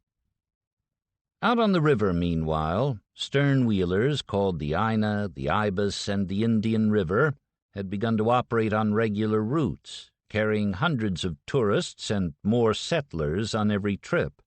Rockledge, just south of Cocoa, was for a time the wealthiest winter resort in the United States, and the travel writer C. Vickerstaff Hine called the Indian River this Occidental Adriatic. More and bigger stern-wheelers began to crowd its channels until, in 1893, they suddenly became obsolete. Henry M. Flagler's Florida East Coast Railway had reached the river and soon paralleled the length of it on the way to Miami. To orange growers who had chosen reasonably good land, it appeared that almost anything any promoter had ever written was true. No one worried much about freezes. For one thing, it was an era of scientific advances in which triumph over nature seemed not only possible but inevitable. A cannon had been fired in the streets of Jacksonville in 1888 in the belief that the concussion would kill all the yellow fever microbes in the air of the city. Then came the most destructive freeze of the 19th century in Florida. The Great Freeze of 1895 actually happened in two stages, a crippling one in December 1894, then a killing one on February 8, 1895, that sent freezing temperatures all the way to the Florida Keys. Tens of thousands of trees were killed to the bud union, and thousands more were killed to the ground. More than 1 billion oranges had been shipped out of Florida in 1894. The freeze reduced that figure the following year by 97%. Many immigrant growers went back to Europe, and American citizens left the state. Some of those who stayed sold palmetto fronds to European buyers for conversion into artificial palm trees. Others planted vegetables in the middles in their groves while they waited for new scions and new trees to grow. The state's orange crop regained its 1894 level in 1910 after more groves had been planted on the ridge. The northern plantations of the 19th century in the area of Jacksonville were permanently abandoned. The population of Orlando was 10,000 in 1890 and 2,000 in 1900. Not until the 20s did it reach 10,000 again. The Dummett Grove survived the 1895 freeze. Most of its trees have been replaced or rebudded, but 6 of the original ones that were set out by Douglas Dummett in 1830 are still alive. Each has the girth of a middle linebacker on a professional football team. The reputation Indian River oranges established in the 19th century has never flagged. In the 1890s, Blackwood's Edinburgh magazine said, "The Indian River orange is not to be mentioned in the same breath with ordinary oranges. It is a delicacy by itself, hitherto unknown in the world, and which Spain need never attempt to rival." By the 1920s, the term Indian River had taken on such a ring of unquestioned quality that cities 75 miles inland apparently decided they were seaports. The ridge, for a while, became the west bank of the Indian River, and the words Indian River appeared on orange crates going out of all parts of Florida. This eventually led to a cease and desist order issued in 1930 by the Federal Trade Commission, and to the formation the following year of the Indian River Citrus League, a growers' organization dedicated to keeping the fame of Indian River citrus unimpeachable and the name parochial. An official Indian River area was established in 1941. It begins about 10 miles north of Daytona Beach and continues south through Titusville, Cocoa, Melbourne, Vero Beach, Fort Pierce, and Hobe Sound to Palm Beach. The western demarcation line runs along about 15 miles inland, more in the south. Over the past decade or so, the river has grown about 1/10 the number of oranges grown on the ridge. Each Indian River orange shipped north carries the words Indian River on its skin, and this has helped to foster the mistaken belief that the words signify a distinct type of orange rather than the area from which it comes. The same varieties are grown on the river as elsewhere, about 50% Valencias, 30% pineapples, the rest Hamlins, Parson Browns, and so on. But Indian River oranges have about 25% more sugar in them than oranges grown on the ridge, and they contain more juice as well. For a long time, people believed that salt airs coming off the Gulf Stream were somehow responsible for the quality of the Indian River orange, and many older growers still feel and will express a mysterious debt to the sea. Pomologists say that the salt air theory is nonsense. Indian River soil is heavy, as Floridians put it. That means, as one grower said to me, that if you let it run through your fingers, you can actually get your hands a little dirty. There is no doubt that it is richer than the deep sand on the ridge. It holds nutrients and moisture better, and it grows a better tree. But the main reason Indian River oranges can be so good is that, until recently at least, most of them have been grown on sour orange rootstock. Sour orange does poorly in the deep sands of the ridge, and the vigorously foraging rough lemon is used there. But sour orange does well in the soil near the river. Experiments in Indian River groves have shown that a tree on sour orange rootstock will not produce as much fruit as a tree next to it that has been planted on rough lemon, but the fruit it does produce will be sweeter and juicier. To tell the truth, I think the interior oranges, as ridge oranges are sometimes called, have a little more spirit than oranges of the Indian River. I remember the first Indian River orange I ate when I went over there for a few days after several weeks on the ridge. It was so sweet that it seemed just to melt away. It reminded me of a description I had read when I was hunting around in a 10-pound tome called Memoirs of the Faculty of Science and Agriculture, Taihoku Imperial University. Part of this volume summarizes the first book ever written on citrus fruit. Its author was a northerner who had gone to the south of China and had later rhapsodized in his book about the celebrated milk orange of Wenzhou. "When it is opened, a fragrant mist enchants the people," he wrote. "It is called the Jukan, or milk orange, because of its resemblance to the taste of cream." Most tourists who go to Florida probably have no idea what or where the Indian River is, but when they stop to buy oranges, they often ask for Indian River fruit. As a result, roadside stands all over the state have huge billboards on their roofs which say Indian River oranges. Nearly all of these stands are legitimate. They have trucked in fruit of the Indian River to satisfy the tourist demand. I remember a stand on the ridge with a billboard that said, "Pulitzer Groves, Prize Indian River Citrus." The ubiquitous appearances of the term have sometimes misled even regular winter residents, some of whom think that Indian River signifies a type of orange rather than an area from which oranges come. One day in a restaurant in a central Florida town, I got into a conversation with a man who said he had spent the last 12 winters in Naples. He told me that few oranges were grown down there, but they were as fine as any grown anywhere because they were Indian River oranges. Naples is 200 miles from the Indian River. Tourists who stop at roadside stands and order a shipment of Indian River oranges almost always get what they order. The stands are merely showcases, and much of the fruit they show is plastic. The order slips are mailed to a packing house on the Indian River. For that matter, if a tourist orders ridge fruit from a stand on the ridge, the slip is mailed to a packing house. 2 packing houses take care of most orders from roadside stands and department stores in the state. A couple of years ago, the Indian River Citrus League found a number of roadside stands selling oranges from the ridge across the counter in bags labeled Indian River. Not all these offenders were in remote parts of the state. One stand selling counterfeit Indian River oranges was on the east side of US 1. A car veering into this stand might have knocked it into the Indian River.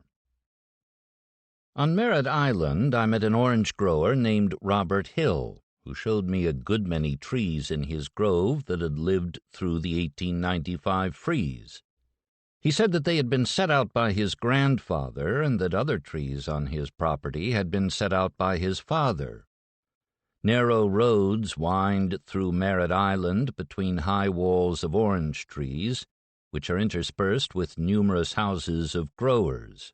Their holdings can be as small as 5 acres. Robert Hill's groves cover about 50 acres, and his house, one of the oldest on the island, is on a kind of high bank, perhaps 30 feet above the Indian River. Merritt Island was once covered with pines that yielded such fine lumber that it was known as Merritt Island mahogany. The pines still fringe the island in places, and they rise 80 feet or so above Hill's house. Pine needles cover the ground from the house to the water, and the trunks of the pines are 2.5 feet thick. Among them on Hill's property is a high Indian mound. Through the pines, the river looks more like an estuary in Maine than a tidal lagoon in Florida. On the day that I was there, a steady breeze was blowing through the trees, and it was not difficult to see what had brought Douglas Dummett, Captain Burnham, and Robert Hill's grandfather to the Indian River. Hill and I had lunch that day in a place called Ramone's on Cocoa Beach, and as we were driving there, he pointed out to me the gantries of Cape Kennedy across a few miles of open sand. Ramone's was the sort of place that the eyes take 2 or 3 minutes to adjust to. It was as cool as it was dark, despite the smoke and the crowd, which included a high proportion of unattached women. Several bartenders appeared to be tiring under the strain of their work, although it was a few minutes before noon. A number of men were wearing sports shirts, but most were in business suits. Hill, in work clothes, seemed a little incongruous to me in Ramone's. He is a short, colloquial, and thoroughly unself-conscious man, and while we were drinking our second round of bourbon and water, he told me that places like Ramone's were what Merritt Island had needed for a long time. "This is living," he said. The National Aeronautics and Space Administration has acquired 3,000 acres of Merritt Island citrus groves. The trees have been leased back to their former owners, but the growers are not permitted to live in the groves or even to store equipment there. Hill's Grove is part of the 6,000 acres of citrus that remain outside of the space reservation. Aerospace industries, residential housing, and places like Ramone's are taking over so rapidly that in a few years there will be no citrus trees on the island, with the exception of those owned by the National Aeronautics and Space Administration. Hill's son has built a new house next to his father's, and he will probably stay there even if the family grove is cut down. He works for RCA. No space-age Chekhov is going to write a play called The Orange Grove about the Hill family of Merritt Island. With aerospace and realty interests preempting the northern shores of the Indian River, new plantings have been made in the south. Until 1959, all groves were within 2 or 3 miles of the ocean. They had to be, since most of the length of the river is paralleled, a couple of miles inland, by vast savannas, which are largely under water 9 months of the year. Much of the west bank of the river is a kind of loaf of ground, described by Floridians as a bluff, even when it rises only 13 feet above sea level. But it is high ground indeed compared to what lies beyond it.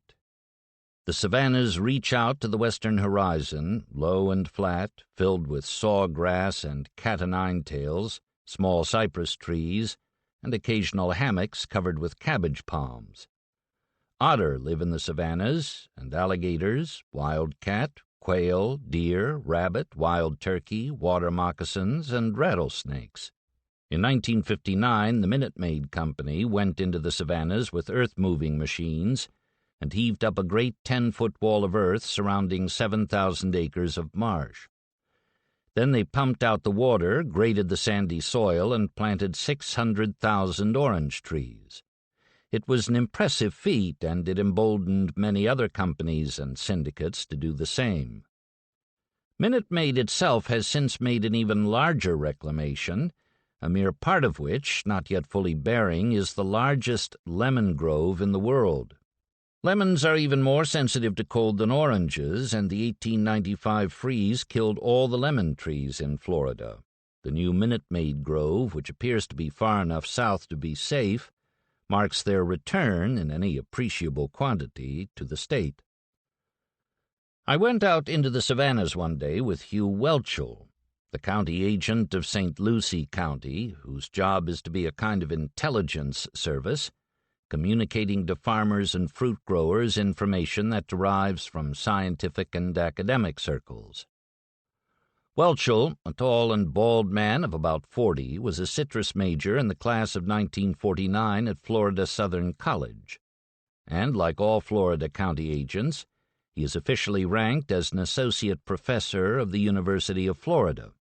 Riding out into the marsh country with him in his pickup truck, I asked him about the 10-inch laceless boots he was wearing, because I had noticed that nearly everyone who works in Florida orange groves wears them.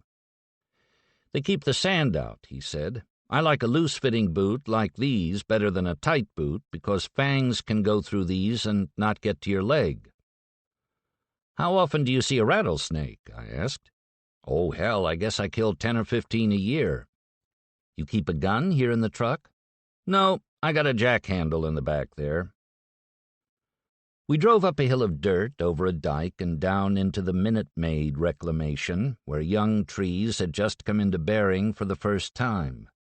The perfect geometry of the groves on the ridge, with straight middles stretching for hundreds of yards, had always seemed remarkable to me. Some of the middles in this grove ran on for 5 miles.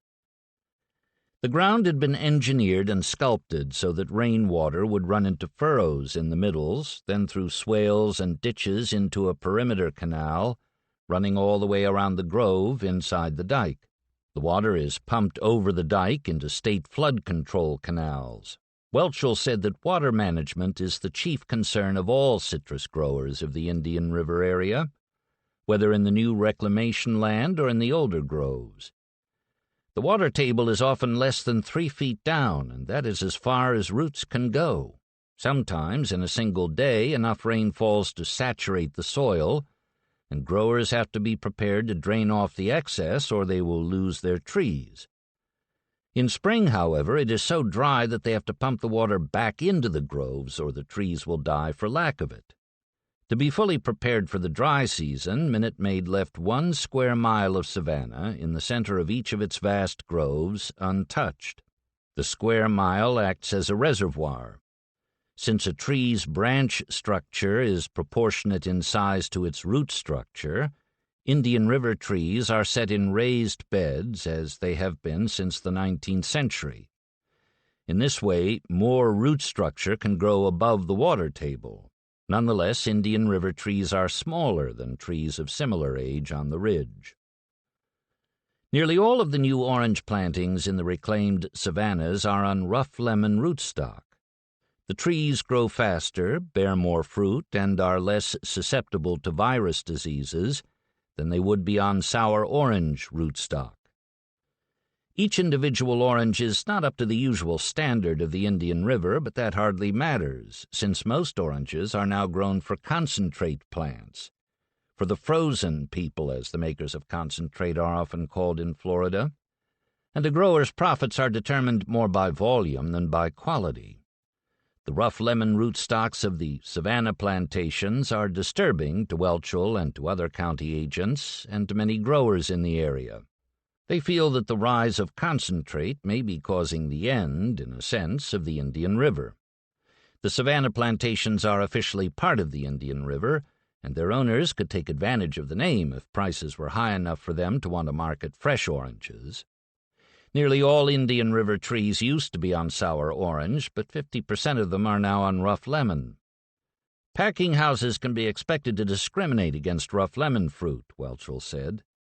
But there is no guarantee of this. We can lose the golden name of the Indian River if we start shipping fresh fruit grown on rough lemon rootstock. A smart fresh fruit advertiser would plug oranges grown strictly on sour orange.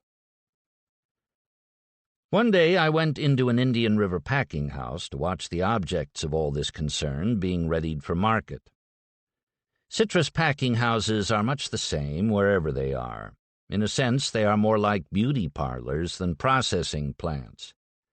To make their oranges marketably orange, packers can do two things, one of which is, loosely speaking, natural, and the other wholly artificial.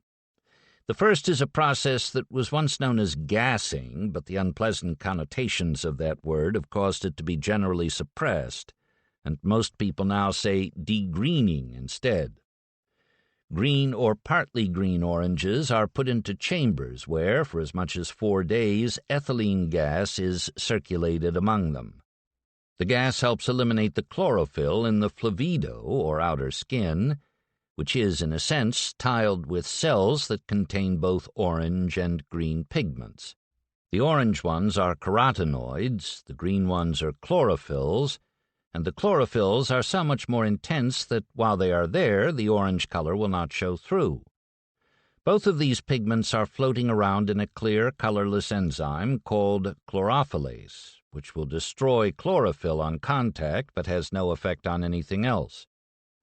The chlorophyll is protected from the enzyme by a thin membrane called a tonoplast. In chilly weather, the tonoplast loses its strength and breaks down, and the enzyme gets at the chlorophyll and destroys it. The orange becomes orange.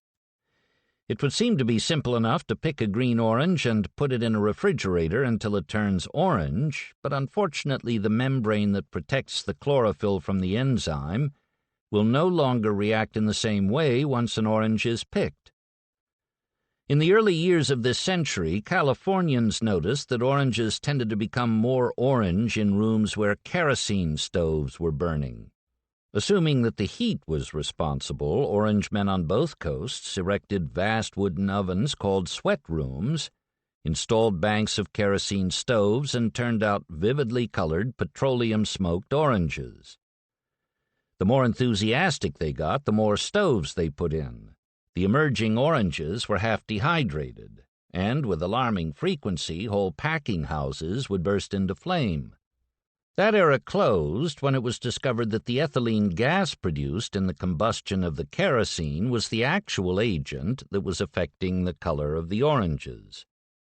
Ethylene appears to anesthetize, or at least to relax, the membrane that protects the chlorophyll. All fruits take in oxygen and give off carbon dioxide through their skins, and some fruits, interestingly enough, give off ethylene gas as well when they breathe. A pile of green oranges will turn color if stored in a room with enough bananas. One Macintosh apple, puffing hard, can turn out enough ethylene to degreen a dozen oranges in a day or two. Oranges are gassed in both California and Florida, often merely to improve an already good color. A once orange orange which has turned green again on the tree will not react to it. Neither will an orange that is not ripe. The second method of affecting the color of oranges is more direct. They can be bathed at times in a dye whose chemical name is 1,2,5-dimethoxyphenylazo-2-naphthol, popularly known as citrus red No. 2. This is the only dye permitted by federal law. The use of it is against California law, and the law of Florida, as a kind of safeguard against criticism, requires that dyed oranges be labeled as such and that they contain 10% more juice than the established minimum for undyed oranges. In practice, this regulation affects only the ridge because Indian River packing houses are, almost without exception, too proud to dye their oranges. Citrus red No. 2 is an aggressive and unnerving pink, but applied to the green and yellow-orange surfaces of oranges, it produces an acceptable color. How acceptable seems to differ with individuals, and in a more remarkable way with geography. Judging by sales figures, people in New England instinctively reject oranges that have the purple letters "color added" stamped on their skins. In the Middle West, though, color-added oranges are in demand. Stores have even put advertisements in Chicago newspapers announcing when color-added oranges were available. Distributors there say they could sell many more oranges if the packing houses would intensify the dye. In Florida, citrus men sometimes say of Midwesterners, "These people don't want oranges, they want tomatoes." In an average year, the color ad season only lasts for several weeks in the autumn. There is no need for dye in the winter. In the late spring, high-season Valencias may turn partly green again. The dye has an unsatisfactory effect on them, however, and is seldom used.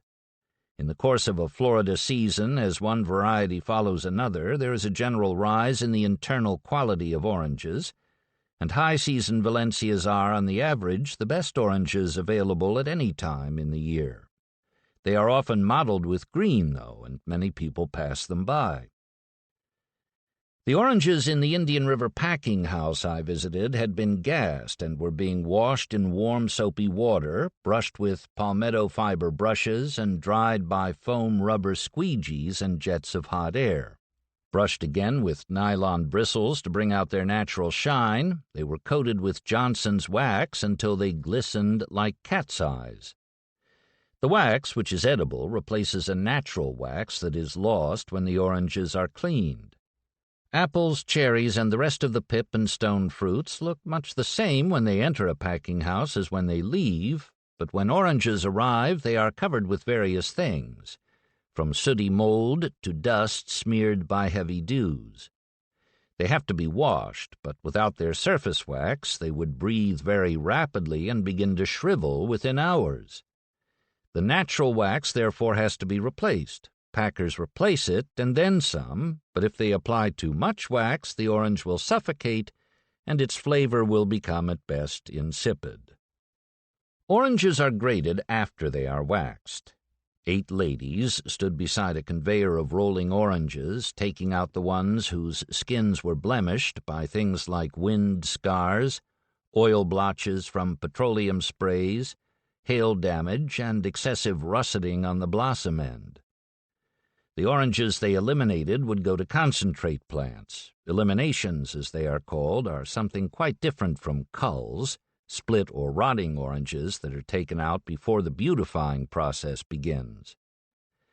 The ladies who do the grading wear gloves because a light pass of a fingernail over the surface of an orange can rupture oil cells, causing peel oil to well out onto the surface and not only discolor the orange, but also nurture fungi that destroy it. Oranges do not bruise one another the way apples sometimes do, and an orange, in fact, can absorb a blow that would finish an apple. Oranges can actually be bounced like rubber balls without damage, except that when they are dropped more than a foot, they will start to breathe too rapidly.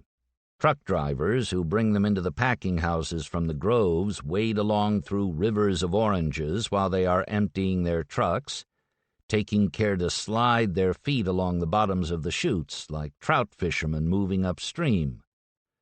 Government inspectors who work every day all day in packing houses and concentrate plants squeeze a standard box full, an average of about 200 oranges, from each truckload, and they order the entire lot destroyed if the sample is not about 10% sugar and does not amount to at least 4.5 gallons of juice. Oranges that happen to be going to New York cross the Hudson River on barges and enter the city at Pier 28 at the western end of Canal Street. All fresh fruit of any kind that is shipped to New York City for auction is sold at Pier 28. The pier's interior is like the inside of an aircraft hangar, and fruits from everywhere are stacked in lots in long, close rows.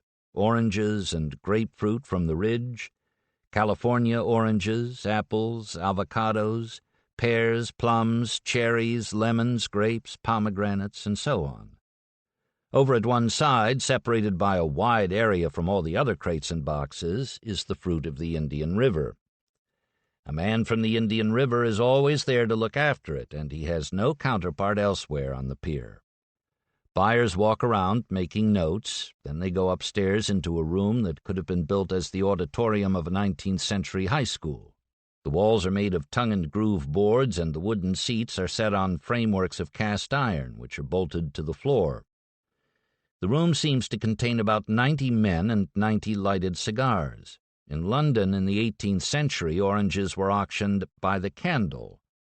A pin was pushed through a candle not far from the top, and when the candle was lighted, the bidding began. When the pin dropped, the most recent bidder got the oranges. In New York, in the present era, oranges appear to be auctioned by cigar. The air in the auction room gets so heavy with smoke that if anything as light as a pin were to drop, it would probably stop falling before it reached the floor. The auctioneer sits on a stage, usually alone. The man from Indian River sits next to him when he auctions the fruit of the Indian River. 6. Degrees Bricks. On the ridge, as on the river, the organization of the Florida citrus business has acquired an elaborate superstructure. To the eye of the outsider, it appears that for every man in blue jeans there are 3 with briefcases. The industry has an almost bizarre number of administrative and trade organizations, but there are 5 major ones: the Florida Citrus Mutual, the Florida Citrus Commission, the Florida Canners Association, the Florida Fresh Fruit Shippers Association, and the Indian River Citrus League. The offices of the Florida Citrus Mutual are in Lakeland, in a 3-story building painted bright yellow with paint made experimentally from grapefruit. On an exterior wall, large lettering says, "If it's good for the grower, let's do it," summing up the purpose of the organization inside. The Florida Citrus Mutual exists to create higher profits for grove owners, and it can exert considerable influence on the price of oranges through its market bulletin. Robert Rutledge, the organization's executive vice president and operating head, is essentially a public relations man. In newspapers like the Orlando Sentinel, the Lakeland Ledger, and the Tampa Tribune, his picture seems to appear more frequently than President Johnson's. He lobbies in Tallahassee, crowns citrus queens on the ridge, and in general keeps himself and his organization so much in view that he has become a symbol of the modern Florida citrus business. In the lobby of the Mutual building there is a picture, 3 feet by 4, of Rutledge leaning against a ladder in an orange grove, wearing blue jeans and carrying a picker's bag. When I met him one day in his office, he was wearing a dark suit, a pastel blue tie against a pastel blue shirt, and black, laceless, filigreed shoes. "I consider the whole state of Florida my home," he told me. "Were you born in Florida?" I asked. "I'm part Seminole." On his briefcase were the words in gold letters, "Bob Rutledge, Aiken Acres, Florida." "Aiken Acres is the largest 10-acre ranch in the world," he said. "I have 2,000 citrus trees on it. It's really 70 acres. At the time, he commuted to Aiken Acres in a shiny yellow Thunderbird with a grapefruit paint job. "Have you always lived at Aiken Acres?" "I was born in an alligator swamp," he said. The alligator swamp turned out to be a section of Peoria, Illinois. Rutledge went to Peoria High School and the University of Illinois, where he majored in marketing and was graduated in 1947. He was deeply tanned and had dark, quick eyes that darted about the room as we talked. Beside the door of his office there was a plastic orange tree. On his desk were 14 small brass plates engraved with inscriptions like, "Why all this toil for the triumphs of an hour?"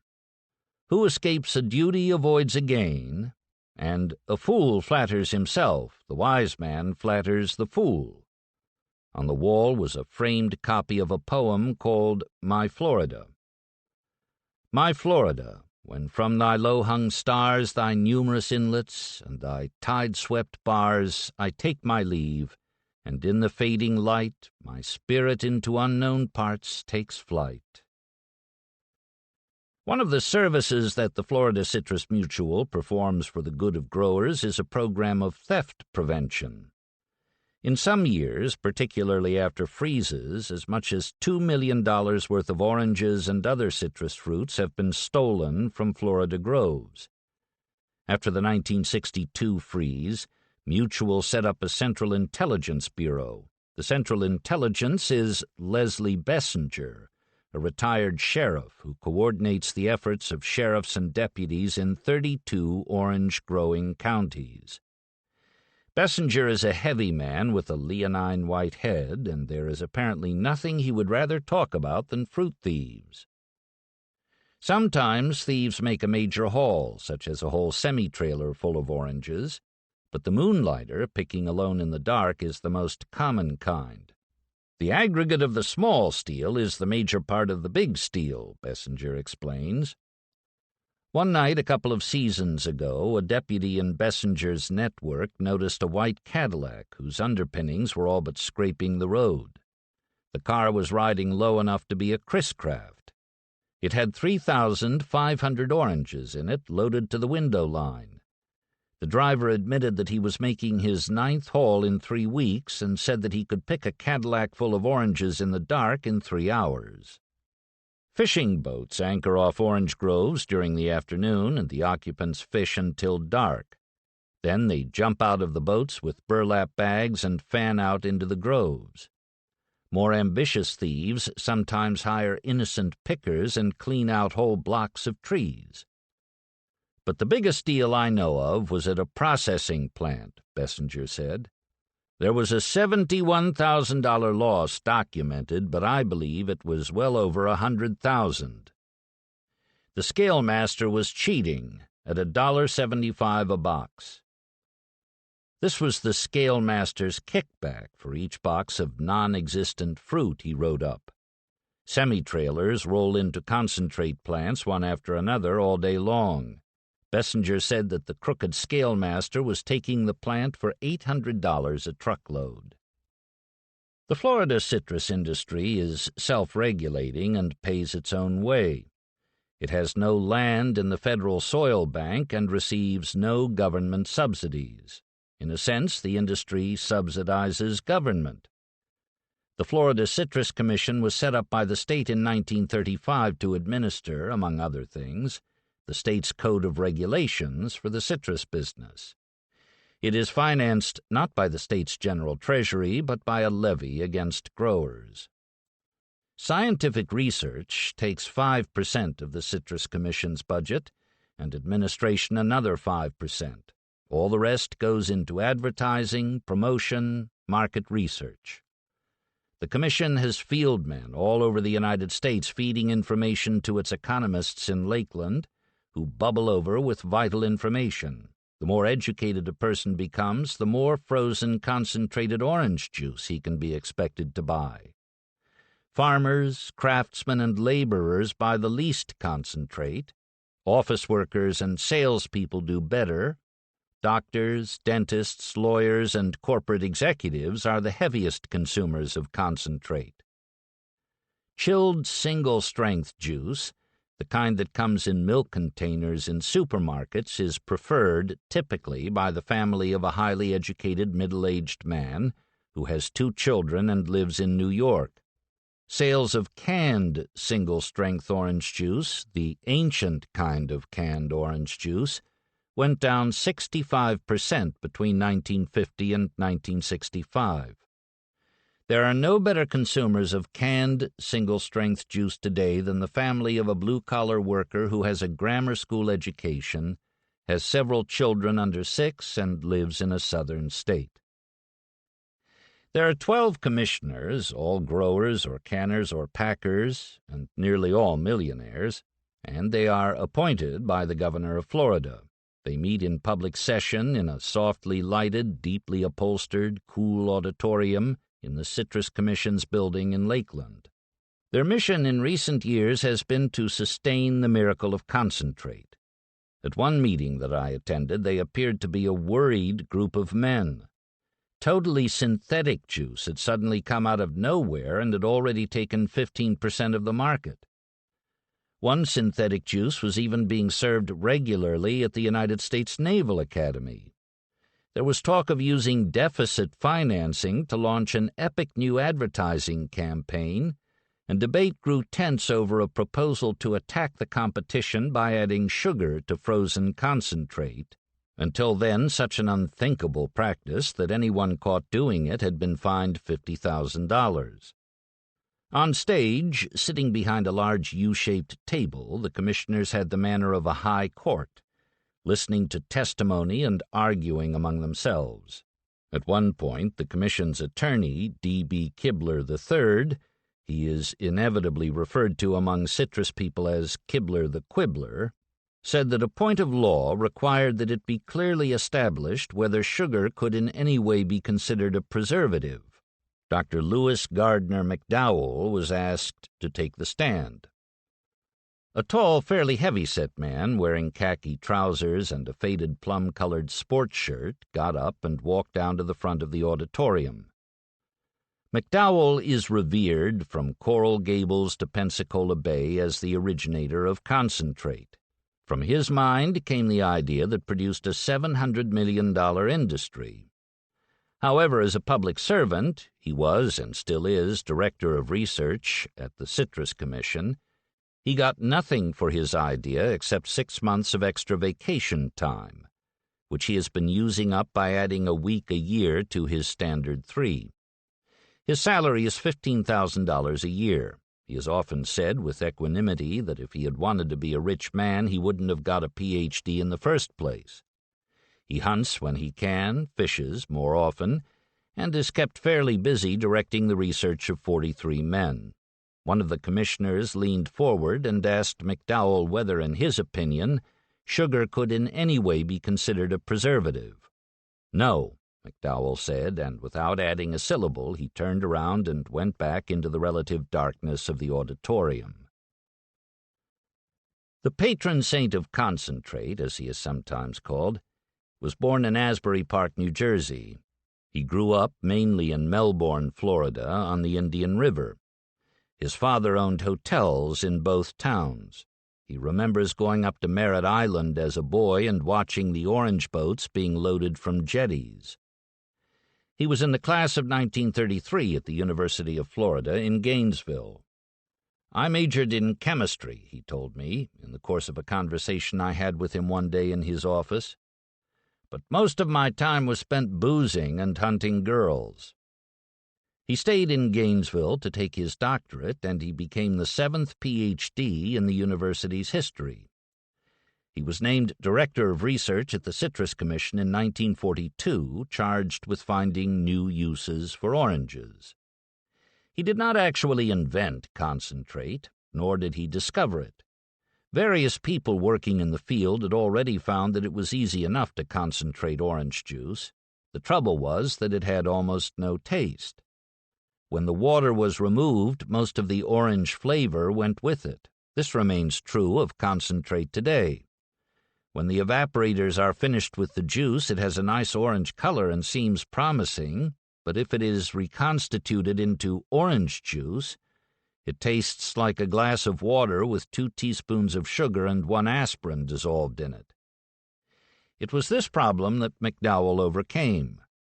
Just as simple as that, it occurred to me to over-concentrate the juice and then add fresh juice to it, he said. And that was that, very simple. No earth-shaking research at all. This process is known as cutback in concentrate plants. After the juice is concentrated to a super-thick viscosity, fresh orange juice and other flavoring elements are put into it. It was my idea to do this, but my colleagues, Dr. E.L. Moore and Mr. C.D. Atkins, did the doing, McDowell said. A patent was eventually granted to the 3 of them and assigned to the Secretary of Agriculture for free use by the people of the United States. The Patent Office had previously turned down the application twice because McDowell's flash of genius seemed to lack the stature of a discovery. After 2 million gallons of concentrate had been sold, the Patent Office changed its mind. "I am a native of Florida, and I have a great love for the state," McDowell told me, with some irony coming into his voice. "But Florida hasn't really got much of a sense of romance about its citrus industry.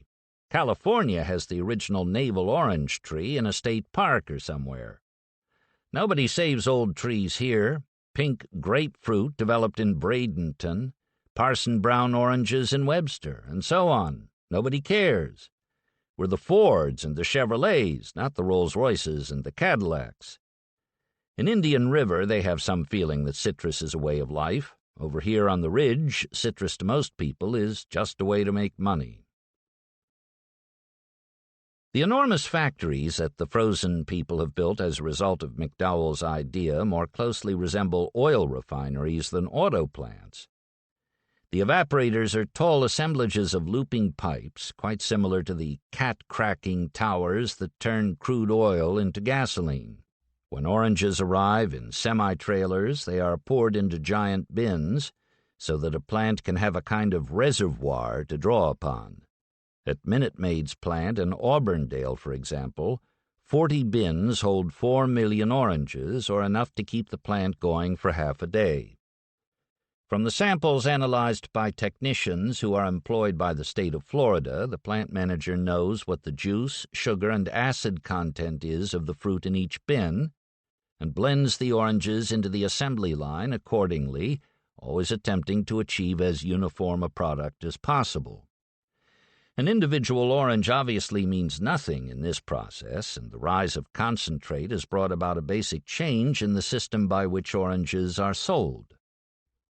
Growers used to sell oranges as oranges. They now sell pounds solids, and modern citrus men seem to use the term in every other sentence they utter. The rise of concentrate has not only changed the landscape and the language, it has, in a sense, turned the orange inside out. Because the concentrate plants are making a product of which the preponderant ingredient is sugar, it is sugar that they buy as raw material.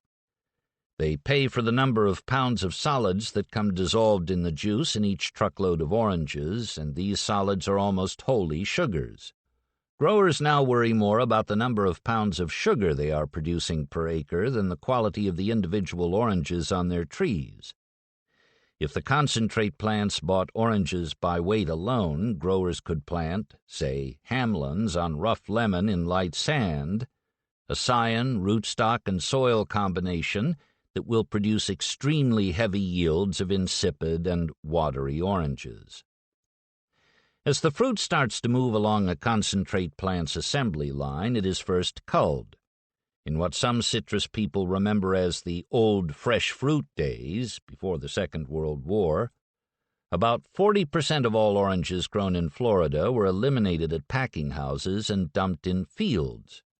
Florida milk tasted like orangeade. Now, with the exception of the split and rotten fruit, all of Florida's orange crop is used. Moving up a conveyor belt, oranges are scrubbed with detergent before they roll on into juicing machines. There are several kinds of juicing machines, and they are something to see. One is called the Brown 700. 700 oranges a minute go into it and are split and reamed on the same kind of rosettes that are in the centers of ordinary kitchen reamers. The rinds that come pelting out the bottom are integral halves, just like the rinds of oranges squeezed in a kitchen. Another machine is the Food Machinery Corporation's FMC inline extractor. It has a shining row of aluminum jaws, upper and lower, with shining aluminum teeth. When an orange tumbles in, the upper jaw comes crunching down on it, while at the same time the orange is penetrated from below by a perforated steel tube. As the jaws crush the outside, the juice goes through the perforations in the tube and down into the plumbing of the concentrate plant. All in a second, the juice has been removed and the rind has been crushed and shredded beyond recognition. From either machine, the juice flows on into a thing called the finisher, where seeds, rag, and pulp are removed. The finisher has a big stainless steel screw that steadily drives the juice through a fine mesh screen. From the finisher, it flows on into holding tanks. Orange juice squeezed at home should be consumed fairly soon after it is expressed, because air reacts with it and before long produces a bitter taste, and the juice has fatty constituents that can become rancid. In the extractors, the finishers, and the troughs of concentrate plants, a good bit of air gets into the juice. Bacilli and other organisms may have started growing in it, so the juice has to be pasteurized. In some plants, this occurs before it is concentrated. In others, pasteurization is part of the vacuum evaporating process.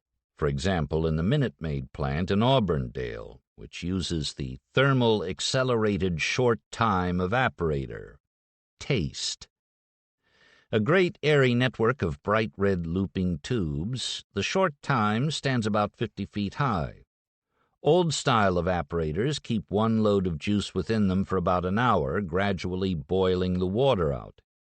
In the short time, juice flows in at one end in a continuous stream and comes out the other end 8 minutes later. Specific gravity, figured according to a special scale for sugar solutions, is the measurement of concentrate.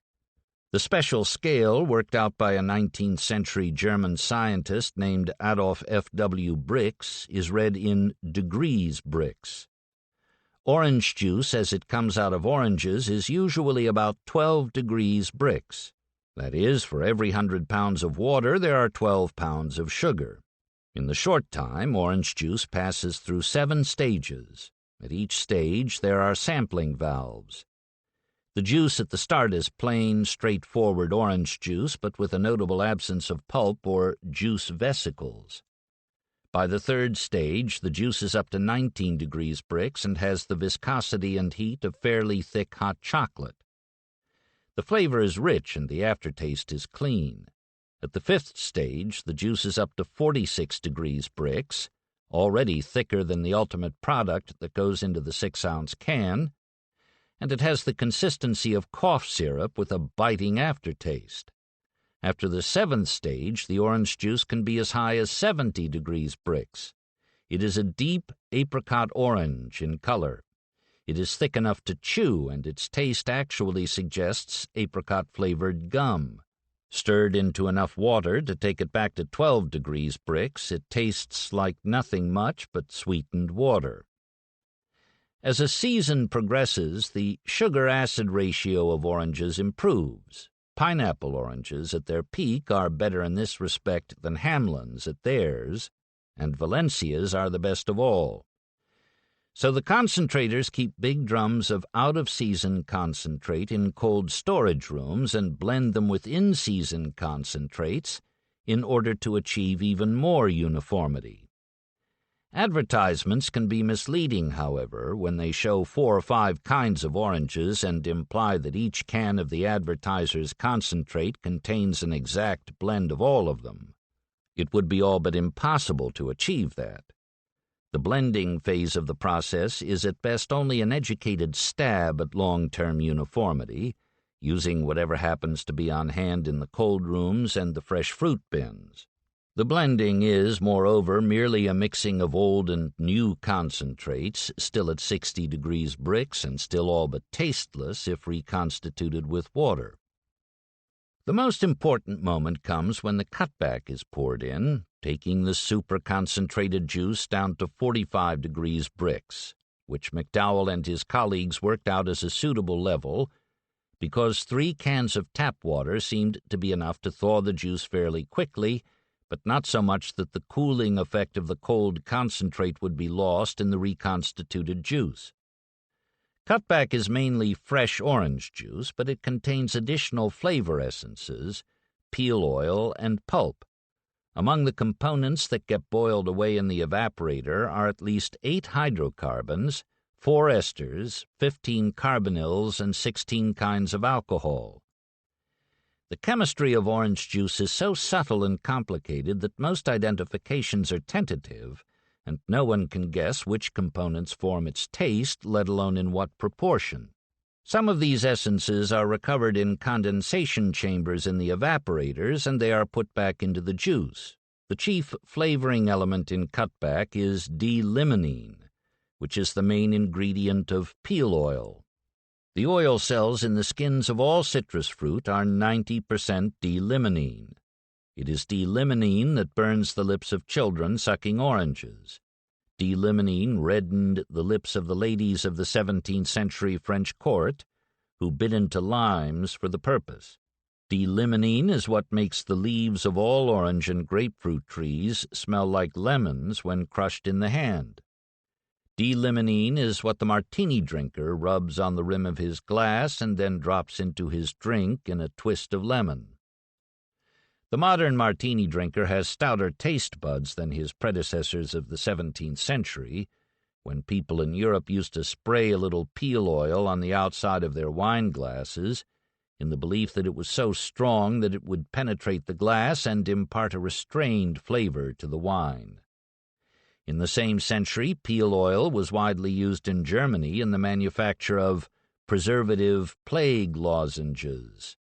In the 14th century in Ceylon, men who dived into lakes to search the bottom for precious stones first rubbed their bodies with orange peel oil in order to repel crocodiles and poisonous snakes. Peel oil is flammable. Peel oil is the principal flavoring essence that frozen people put into concentrated orange juice in order to attempt to recover the flavor of fresh orange juice. "We have always had the flavor of fresh oranges to come up against," McDowell told me. "People who make things like tomato juice and pineapple juice have not had this problem." Because of freezes and other variables, concentrate has its good and bad years. In the past decade, for example, the 55s and 59s were outstanding. The 60s and 63s were quite poor. The 58s were even worse. But the 64s were memorable. Concentrate plants lay down samples in a kind of frozen reference library, 1 6-ounce can from each half hour of each day's run. The relative excellence of any given concentrate year is established by taste panels of citrus scientists who stand in black-walled booths that are lighted by red light bulbs and drink concentrate from brandy snifters. They decide, variously, whether the taste is stale, insipid, immature, or over-mature, too sour, too sweet, too bitter, or too astringent, whether it seems to have been overheated or to contain too much peel oil, and whether it suggests buttermilk, cardboard, castor oil, or tallow. Plants that make chilled juice are set up as concentrate plants are, but without the evaporators. Instead, the juice goes into bottles and cartons and is shipped to places as distant as Nome. Tropicana, by far the biggest company in the chilled juice business, ships 12,000 quarts of orange juice to Nome each month.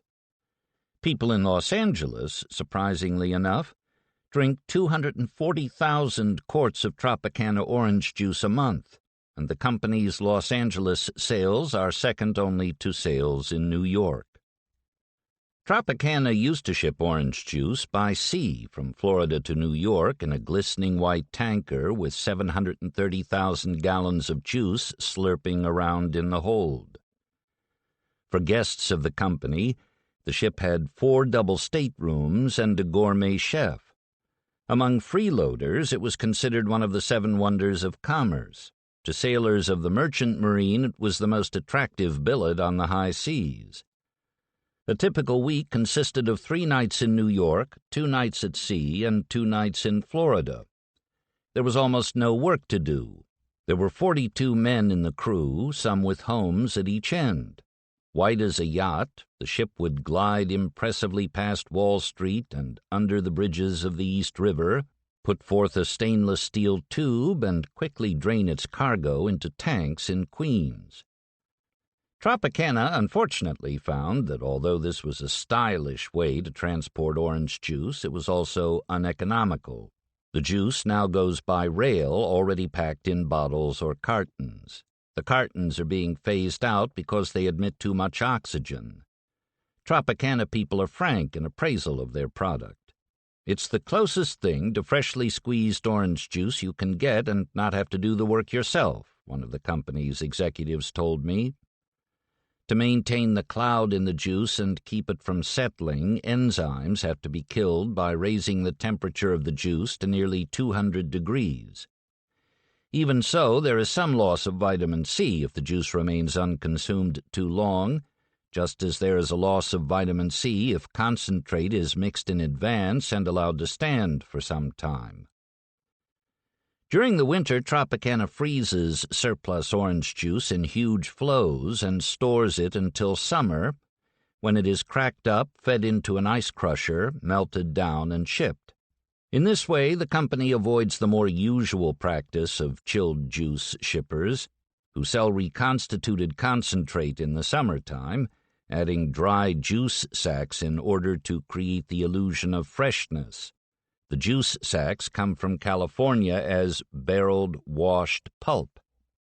Leftover rinds, rag, pulp, and seeds at chilled juice and concentrate plants have considerable value of their own. In most years, about $14 million are returned to the citrus industry through its byproducts. Orange wine tastes like a one-for-one mixture of dry vermouth and sauternes.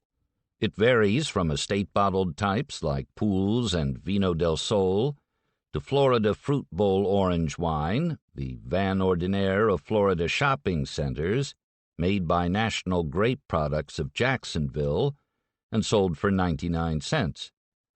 Florida winos are said to like the price. Florida Life cordials are made from citrus fruit, as are Consul Gin, Surfside Gin, Five Flag Gin, Fleet Street Gin, and Consul Vodka. Peel oil has been used to make not only paint but varnish as well. It hardens rubber, too, but is more commonly used in perfumes and as a flavor essence for anything that is supposed to taste of orange, from candy to cake mixes and soft drinks.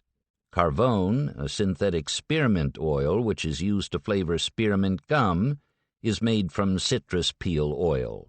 The Coca-Cola Company is one of the world's largest users of peel oil, as anyone knows who happens to have noticed the lemony smell of the D-limonene that clings to the inside of an empty Coke bottle. 1.5 million pounds of polyunsaturated citrus seed oil is processed and sold each year for cooking. Hydrogenated orange seed oil is more like butter, byproducts researchers told me, than oleomargarine. Noticing a refrigerator in their laboratory, I asked if they had some on hand. They said they were sorry, but all they had was real butter. Would I care for an English muffin? Looking out a window over an orange grove, one researcher remarked, "We are growing chemicals now, not oranges." Dried juice vesicles, powdered and mixed with water, produce a thick and foamy solution which is used to fight forest fires. Albedicone, a pharmaceutical which stops leaks in blood vessels, is made from hesperidin, a substance in the peels of oranges. But the main use of the leftover rinds is cattle feed, either as molasses made from the peel sugars or as dried shredded meal. Citrus pulp and chopped rinds are dried for dairy feed much in the same way that clothes are dried in a home dryer, in a drum within a drum, whirling. The exhaust vapors perfume the countryside for miles around concentrate plants with a heavy aroma of oranges. The evaporators themselves are odorless. People often assume that they are smelling the making of orange juice when they are actually smelling cattle feed. If the aroma is not as delicate as the odor of blossoms, it is nonetheless superior to the aroma of a tire and rubber plant, a Limburger cheese factory, a pea cannery, a paper mill, or an oil refinery. Actually, the orange atmospheres of the Florida concentrate towns are quite agreeable, and, in my own subjective view, the only town in the United States which outdoes them in this respect is Hershey, Pennsylvania. One plant is now concentrating juice electronically, and some citrus scientists think that this may be the process of the future. Into a tank of orange juice goes a large rod, which gives off high-energy shortwave pulses, energizing water molecules in the juice. The energized particles leave more rapidly in the evaporator, and fewer evaporating stages are required.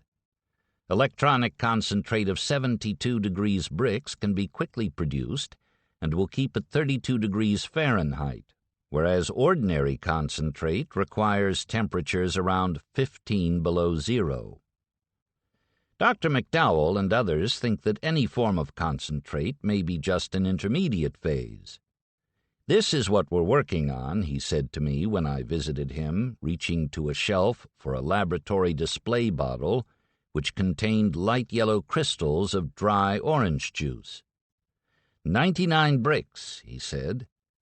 "These are the pounds solids that everyone talks about and almost no one ever sees." Crystals are being made in several ways. McDowell's team uses a process called foam mat. They introduce very small amounts of methylated cellulose or modified soybean protein as foaming agents, then beat the juice until it is stiff, like egg whites.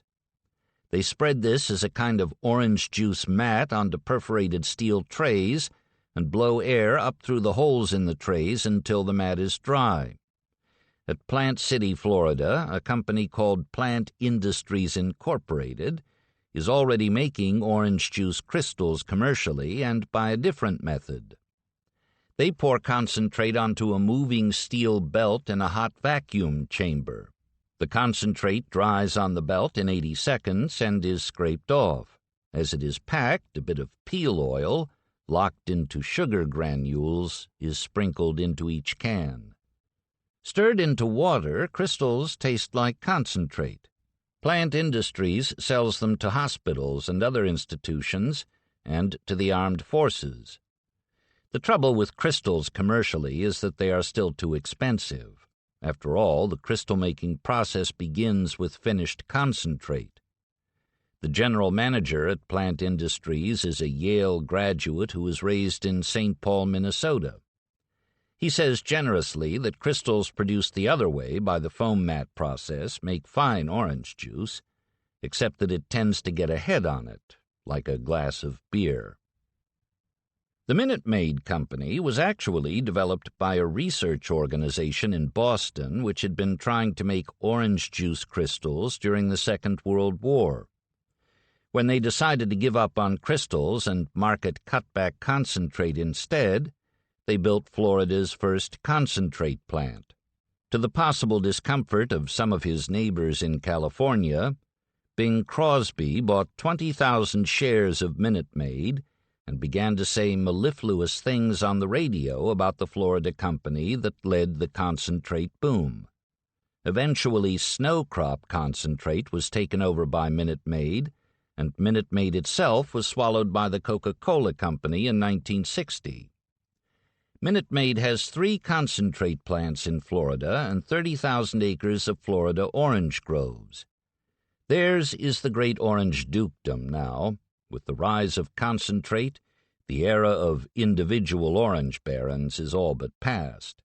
Minute Maid's central offices are in Orlando in a nicely landscaped building that could be a suburban high school.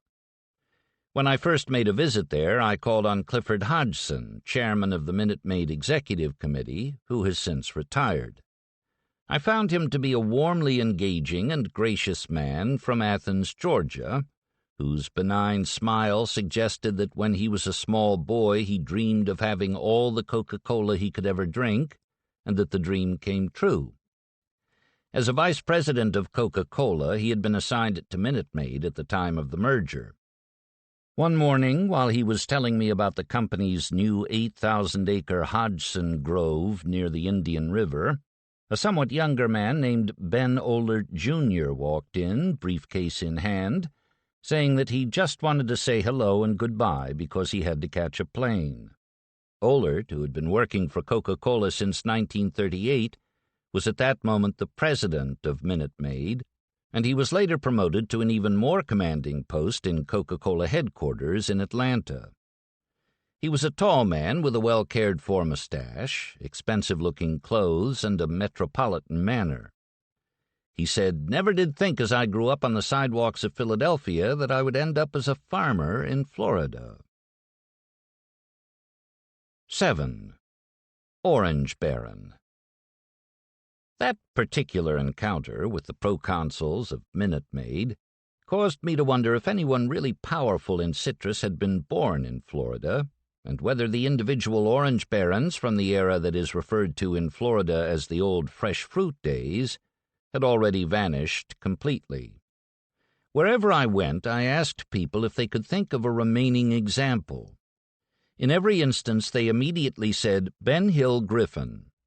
People told me, almost reverently and with a sound of legend in their voices, that Ben Hill Griffin of Frost-Proof, Florida, has his own personal concentrate plant, and that this is like having your own turnpike or your own Air Force, or at the very least, your own county. To give me an idea of the importance of Ben Hill, as everyone referred to him, people mentioned that he himself was too busy to take a direct part in the operation of the Florida Citrus Commission, but that one of his office employees, a man named King Sprott, was at the moment serving as the commission's chairman. Griffin, I gathered, is a universal man of citrus, a fresh fruit shipper and a concentrate maker, one foot in the past and the other in the future. He is a major orange grower and a packer of every citrus product, from old-fashioned, unfrozen canned orange juice to the pulp that is put into the orange drinks sold in Broadway theaters. On the side, he is both a cattle baron and a state senator, whose anti-segregationist convictions have been applied effectively in Tallahassee. People told me that the domains of Ben Hill are so endless that he has no idea how many acres of groves he owns. For that matter, they would add, Ben Hill's uncle, an aging citrus king named Lat McPhee, has no idea how many acres he has either. Ben Hill and Lat McPhee have been involved for decades, I was informed, in a family feud that has become celebrated in the state, and they haven't spoken to one another for 20 years. Ben Hill has long since taken over much of what McPhee once owned, but when Ben Hill started out, people told me, he slept under a truck. His Uncle Lat never gave him a thing, not even so much as one sick tree. When I called Griffin to ask if I could come to see him, he said that the Senate was in session and he had to be in Tallahassee all week, but he would like me to join him and his family the following Saturday at his Peace River Ranch in Hardee County, 40 miles west of the Ridge, where he had some cattle. "We'll even give you a bed," he said in a spectacular drawl. It was nearly dark when I got there, and Griffin had driven out to the gate because he thought I might miss the turn. A wiry man in his mid-50s, of medium height, with thinning brown hair and light blue eyes, he was wearing faded work clothes with a red bandana in his hip pocket. He had a slight forward lean, and he carried a long cigar in his hand. He got into my car. His own car, with 4 young men in it, led the way on into the ranch. He explained that they were his son and sons-in-law, and that one of them ran the ranch, one was the executive vice president of a bank he owned, one ran the warehouse and shipping departments at his plant, and Ben Hill III was studying citrus at the experiment station. He said he would be acquiring one more son-in-law someday, and with this team of 5, he could face any dip in the economy by firing everybody else and keeping his captive lieutenants. It was a 3-mile drive from the gate to his house. His house, wide and low, looked like the main building of a working ranch, and reached miscellaneously to a tall stone fireplace and a porch 72 feet long, on which 13 rocking chairs were set in a row. "I got me a jackleg carpenter and I built it myself," Griffin said. "That's a long time ago now. We started with 10 acres here." A fire was going under an outdoor grill large enough to cook about 50 T-bone steaks. Before dinner, Griffin's wife asked me what I would like to drink, and when I said rum, Griffin poured a glass of rum made from oranges. The family ate at a long oak table. Above the table was the stuffed head of old Dominiquer, a favorite bull, so named because his red and white spotted hide looked something like the plumage of a Dominique chicken. After he died, old Dominiquer spent 1 year in the cold room at the concentrate plant in Frostproof because Griffin's taxidermist, who lives on the Gulf Coast, was too busy with tarpon that had been caught by important tourists. Later, Griffin sat down in a rocking chair on his porch and talked with me until 3 a.m. He spoke in a remarkable mixture of colloquial and polished speech. When he talked about things like citrus prices and prognostications and the season's probable concentrate pack, he became very animated, waving his arms and speaking as if he were angry, pounding his fist on the rocker arm. He paused at one point to say that he had difficulty talking about anything he cares about without making people think he is getting ready to belt them. "Sometimes I may give the impression that I'm casual," he said, "but I work like hell. I get up every morning at 6:30 and—" "Do you drink orange juice with your breakfast?" I asked him. "I drink orange juice 6 days a week," he said. "I drink tomato juice on Sunday to get my vitamins. I work like hell, as I was saying. I'm the hardest-working son of a bitch you ever saw. And I work everyone around me. I guess I work them too hard. I've never had any goal. I don't consider myself successful. The race isn't over yet. When I was a small boy playing marbles, I learned that the most important thing is position. If you get in the right position, you can clear up some marbles out of the ring."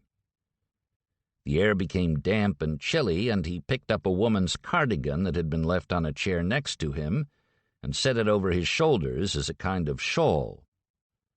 "The citrus industry is a killer of men," he said without exclamation. "The captains of the industry die young, in their 50s or 60s. They work their brains and tissues too hard." I asked him if he had any plans to acquire a second concentrate plant. He said, slowly, "No man on earth ought to have more than one concentrate plant." Griffin said that his father had been a citrus grower with about 100 acres of groves, and that his father always had some money, but not much. His father named him for Georgia's 19th-century Senator Benjamin Harvey Hill, a man who regarded the federal government as a caged monster and delivered eloquent speeches recommending that the key be thrown away. Griffin was raised in the groves, pruning, hoeing, fertilizing, running mule-drawn sprayers, climbing into a tree sometimes to get a shiner, only to find that a woodpecker had completely hollowed the shiner's interior. When he was a boy in Frostproof, the roads there had been paved with pine needles, spread in the ruts so that vehicles could move over the sand. Frostproof should have been called freeze-proof, to be literally true, Griffin said. Ben Hill was in the class of 1930 at Frostproof High School. "Football was my life," he said. "Basketball, too. I played second base on the baseball team." He only weighed 145 pounds, but he played football in the middle of the line, and during his 3 years on the team, almost no one scored on Frostproof. The score he seems to remember with the most relish was Frostproof 22, Sebring nothing. He was too small to play for Florida. He went to the university for 2.5 years as a special student, studying agricultural economics and horticulture. Once, when his father was unable to sell some grapefruit, Ben Hill borrowed a truck and took the grapefruit to Jacksonville. This was his first moment as a citrus baron. When he got there, he couldn't sell the grapefruit, had no money, and slept on straw under the truck. After a couple of days, he still had the grapefruit, but he was not going to admit defeat and take it home. He found a man with a load of cantaloupe and traded the grapefruit for it. No one wanted his cantaloupes. He traded them for a load of beans. Wiring home, he asked what the bean situation was in Frostproof. A telegram came back. "No beans in Frostproof." "I headed south with them beans," he remembers. Frostproof was indeed beanless, but apparently by choice. Almost no one wanted any of Ben Hill Griffin's beans. They began to fade, wilting and going soft. He dumped them on a lawn and sprinkled them with a hose, trying to bring them back. He found a few buyers, but had to throw most of the beans to hogs. "What the hell," he said, finishing the story. "I had nothing to lose." Griffin's first wage-paying job was in a fresh fruit packing house. "It was the L. McPhee Company," he said. "Today I own it. It's part of Ben Hill Griffin Incorporated." McPhee paid Griffin 25 cents an hour, and Griffin remembers that he once got $25.25 for a 101-hour week. And there was no deducts. When he was married in 1933, his father gave him a 10-acre grove of Valencias, pineapple oranges, and 5 grapefruit trees. He bought a tractor and started looking after other people's grove land as well as his own. Over the years, nearly all his profits went into more grove land and more ranch land. Griffin did not acquire the L. McPhee Company directly and probably never could have. McPhee, who was now in his high 70s, sold his plant and groves to Snowcrop in the early 1950s, taking something like $5 million and establishing himself almost permanently on an outdoor bench near his own bank, the Citizens Bank of Frostproof, which is on Wall Street in Frostproof. All Snowcrop really wanted was his groves, and the plant facilities deteriorated. Griffin offered more than $1 million for them and took over. "Lat McPhee always knew exactly how much he was worth and how much land he had, and he still does," Griffin said. "And so do I." Griffin has about 6,000 acres of citrus groves. The ranch on the Peace River is now 15,000 acres. He is worth about $30 million. In the morning, we went up in Griffin's helicopter, which was flown by Griffin's personal pilot. 500 feet over the ranch and its 12 buildings, Ben Hill pointed down to the airstrip that was built for his twin-engine Aztec, the 20-acre duck pond, the full-size basketball court for the cowhands' children, the Alice Chalmers road scraper, herd upon herd of Brahman cattle, and wild bitter orange trees with bitter oranges on them. Then we headed northeast across scrub pine land toward Frostproof. Griffin seemed to become increasingly excited by the trip as we went along, despite the number of times he had flown it. When he spotted a couple of wild turkeys, he all but jumped out of the helicopter. Even at 500 feet, the turkeys looked as big as small horses. Suddenly the scrub pine land came to an end. The rise of the earth below was not apparent from above, but we had come to the ridge, and more than 100 miles of citrus trees ran on and on and on, through and beyond the haze at the northern horizon.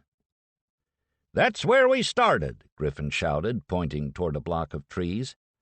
"Right yonder on that 10 acres. I planted all of that next grove, too, 40 acres. I grew the rootstock in my backyard. I had a colored man lived on the original 10, Hilliard Barron. He had one hand and half of one foot was gone, but he cleared that second 40 acres, felled big oaks. If I had 100 men like Hilliard, I could conquer the whole state of Florida." We flew over one Ben Hill Griffin grove after another. "Those are 2-year-old trees right there," he said. "See how uniform they are? Every one is living, no skips."